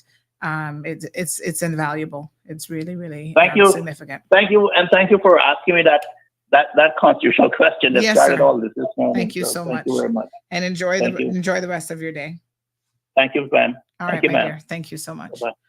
All right, folks. I know that that was a little bit longer than we have, but I felt like he was again such an amazing treasure to have on the program this morning. I'm a person that knows when to fall back and when to simply go with the flow. And when it's flowing in a good, positive direction, and we were all learning so much this morning, that was all. He was on the line for 51 minutes. It was like he was in the studio with us. So I hope that you all appreciated that. And, we have to embrace more of our people who have so much amazing things to offer. And that's the truth. I mean, Mr. McFeel is in his 80s. I wanted to ask him how old he was. I can't remember. But I want to say he's got to be at least 85 or 86. And he can remember stuff from the 60s. Or probably beyond. I mean, like I said, I can't remember what I did last week. He does have an amazing gift. He said God gifted him with that, to have such an amazing memory. And I tell you what, it has certainly, not failed him. It's just truly amazing. So thank you so much. One final call of the day. Good morning, caller. I know we're a little bit into overtime. Thanks for calling the show. Okay, yeah, I know. I'll try to be brief. First of all, I really enjoyed that talk that you had with Dr. McField and with Danny at the end of that. And maybe let me start with what Danny has said. I think on your show I heard him say that, and I think he said it more than once, which was that, accountability will not be totally given to you by either the Constitution or the laws. At the end of the day, it is you, the people, who will hold the politicians accountable. Now, what happened in the last few days is really sad, right? Because to me, it is like Rome is burning, and meanwhile there's a power struggle. When I watched the debate, and I watched virtually all of it, I did not see that it was really people-centered.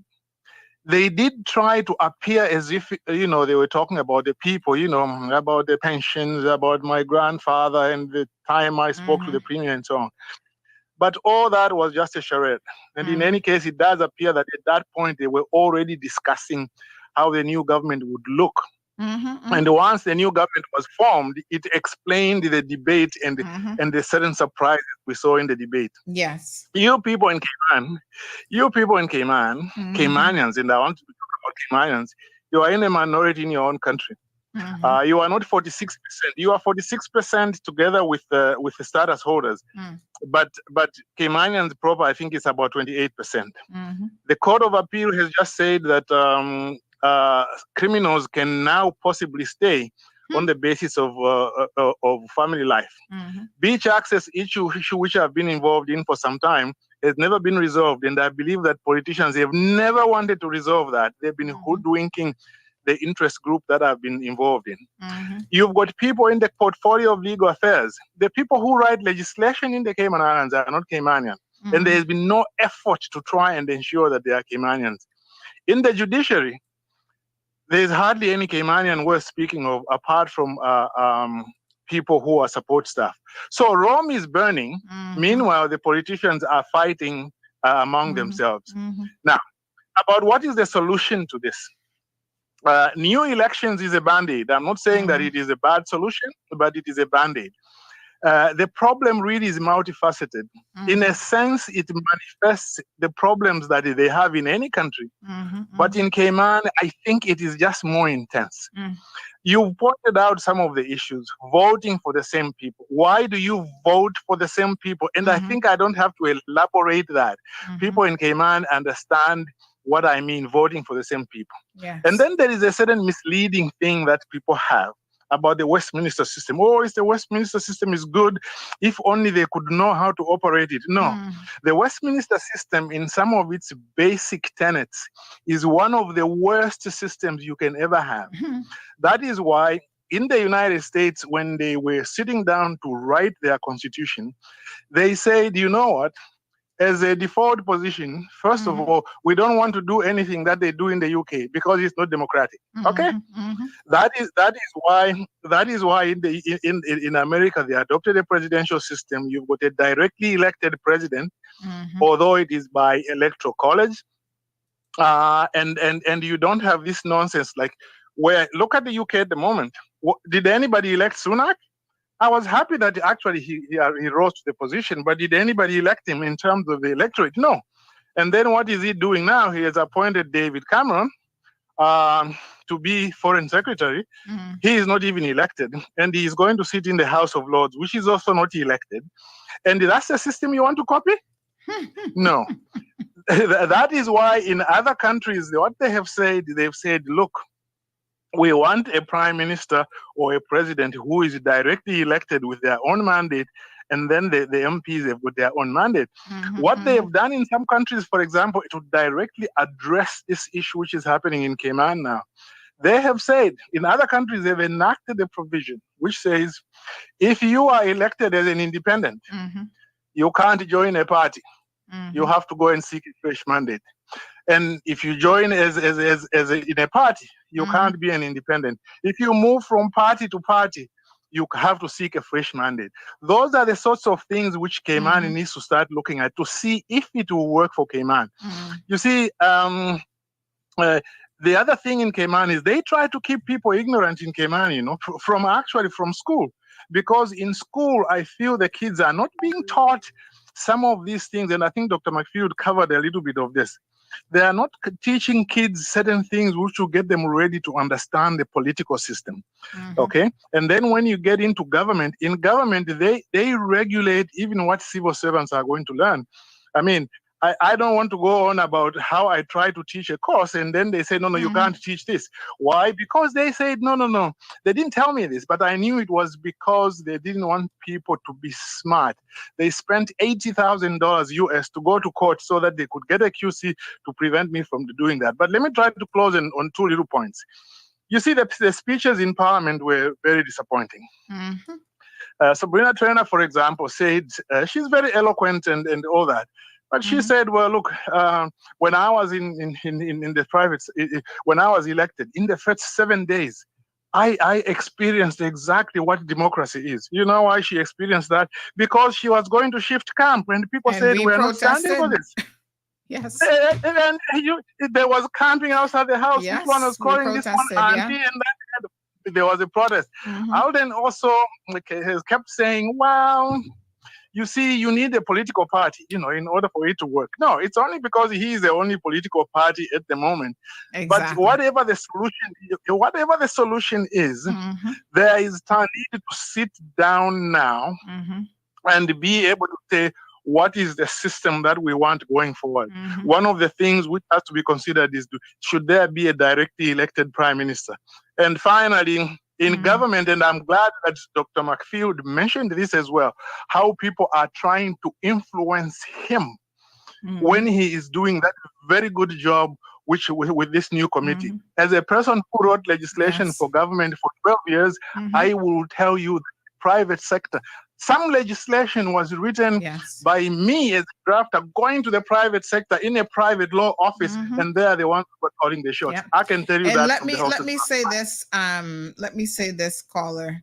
There are always forces that are trying to influence people, even myself, and this is why I take particular insult when people try to say that I'm, in the pockets of whether it was the PAC government or being bought off by this one or that one, because I know the influences that come to bear. And I know how easy it would be to accept a check. And when you don't do that and you remain in your position and your beliefs, and then people try to insult you by insinuating and coming right out and claiming that you're on somebody's payroll, they don't have any idea even what they're talking about and how much of an insult it is, because you're doing your best to never be in that position. Exactly. If they don't agree with you with certain things, they can say so, but not make accusations about your motives and this and that and so, because they don't even have proof of that. So anyway, I thank you for the time. I really enjoyed your program this morning. Thank you very much. Thank you so much. Really, really appreciate it. All right, folks, we're well into overtime. Obviously, our radio listeners, they would have been lost at 10:30. That's an automatic shut off. Sorry, I don't have any control over that. A lot of people still think that I own Bobo. I don't own Bobo. I am here. I pay for the airtime, in fact, on Bobo out of my pocket. So I make sure that, we're able to have this opportunity at my expense to engage with each other and to talk and so on. But I was looking for the video clip of Mr. McTaggart, and I couldn't find just his video clip, but I did find a piece that I had put together and aired before of what his views were previously on the party system. So I'm going to play this and leave you with this. We'll end the show. And then tomorrow, of course, we'll come back and continue to talk about, there's a lot going on. There's a court decision now that has just dropped in relation to this whole NCCA versus CPA situation. This is very, very important to put on the table and to have a discussion. And for you, the people, to understand the significance of this, not just for the environment, but for your lives. And it explains a lot of what is happening, folks, in the world of politics as well. This is a major, major, major, major, major decision. And we got to break it down tomorrow and talk about it. All right. So sit back and listen to how your MPs can fundamentally change their position. Yes. Don't give you any sort of an explanation as to why they've had a fundamental shift or change in position, and want you to simply accept it at face value.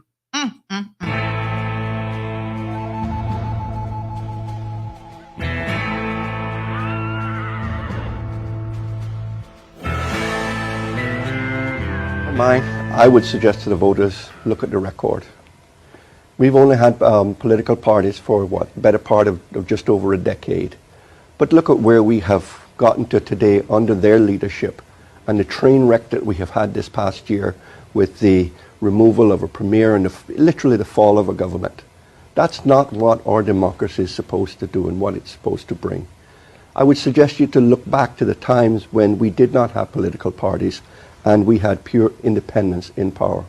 This election cycle, you have a number of good people that are coming forward and have either given up or put careers on hold to give this country a chance to offer their services, to implement policies and lead in a way that will bring prosperity and employment to the Cayman Islands and help to restore its former glory.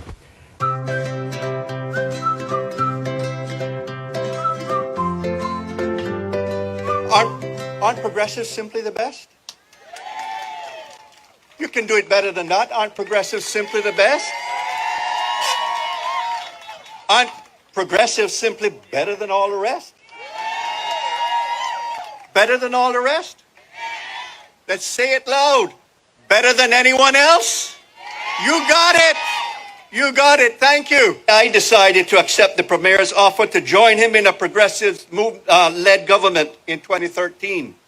And I have to be honest with you, politically speaking, it was the best decision I ever made. Voters, you face a choice tonight. On April 14, you face a choice. You can vote for independent candidates who are for loose groupings of individuals who, for convenience sake, are working together during the campaign to try to win a seat. Or you can vote on April 14th for the only group of candidates who you know can and will work together. A group of candidates, all of whom have a shared commitment to do the right thing for Cayman, and a group of candidates that contains the only people with genuine government experience and a significant track record of success. Hey, Kool-Aid! Oh yeah, Kool-Aid's here, bringing you fun. Kool-Aid's got thirst on the run. Get a big, wide, happy ear to ear. Kool-Aid smile, 'cause the biggest smile is a Kool-Aid smile. A Kool-Aid smile, a Kool-Aid smile. Your friend's cool. My friend's Kool-Aid.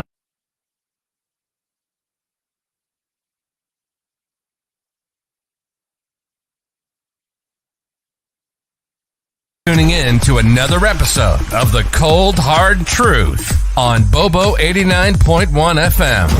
Cayman's #1 talk show is live weekdays from 7:30 a.m. Never miss an episode again. Watch anytime on CMR's Facebook and YouTube channels for the latest show episodes. Don't forget to follow us online on our social media channels. And visit CaymanMarlRoad.com for all the latest news and community happenings.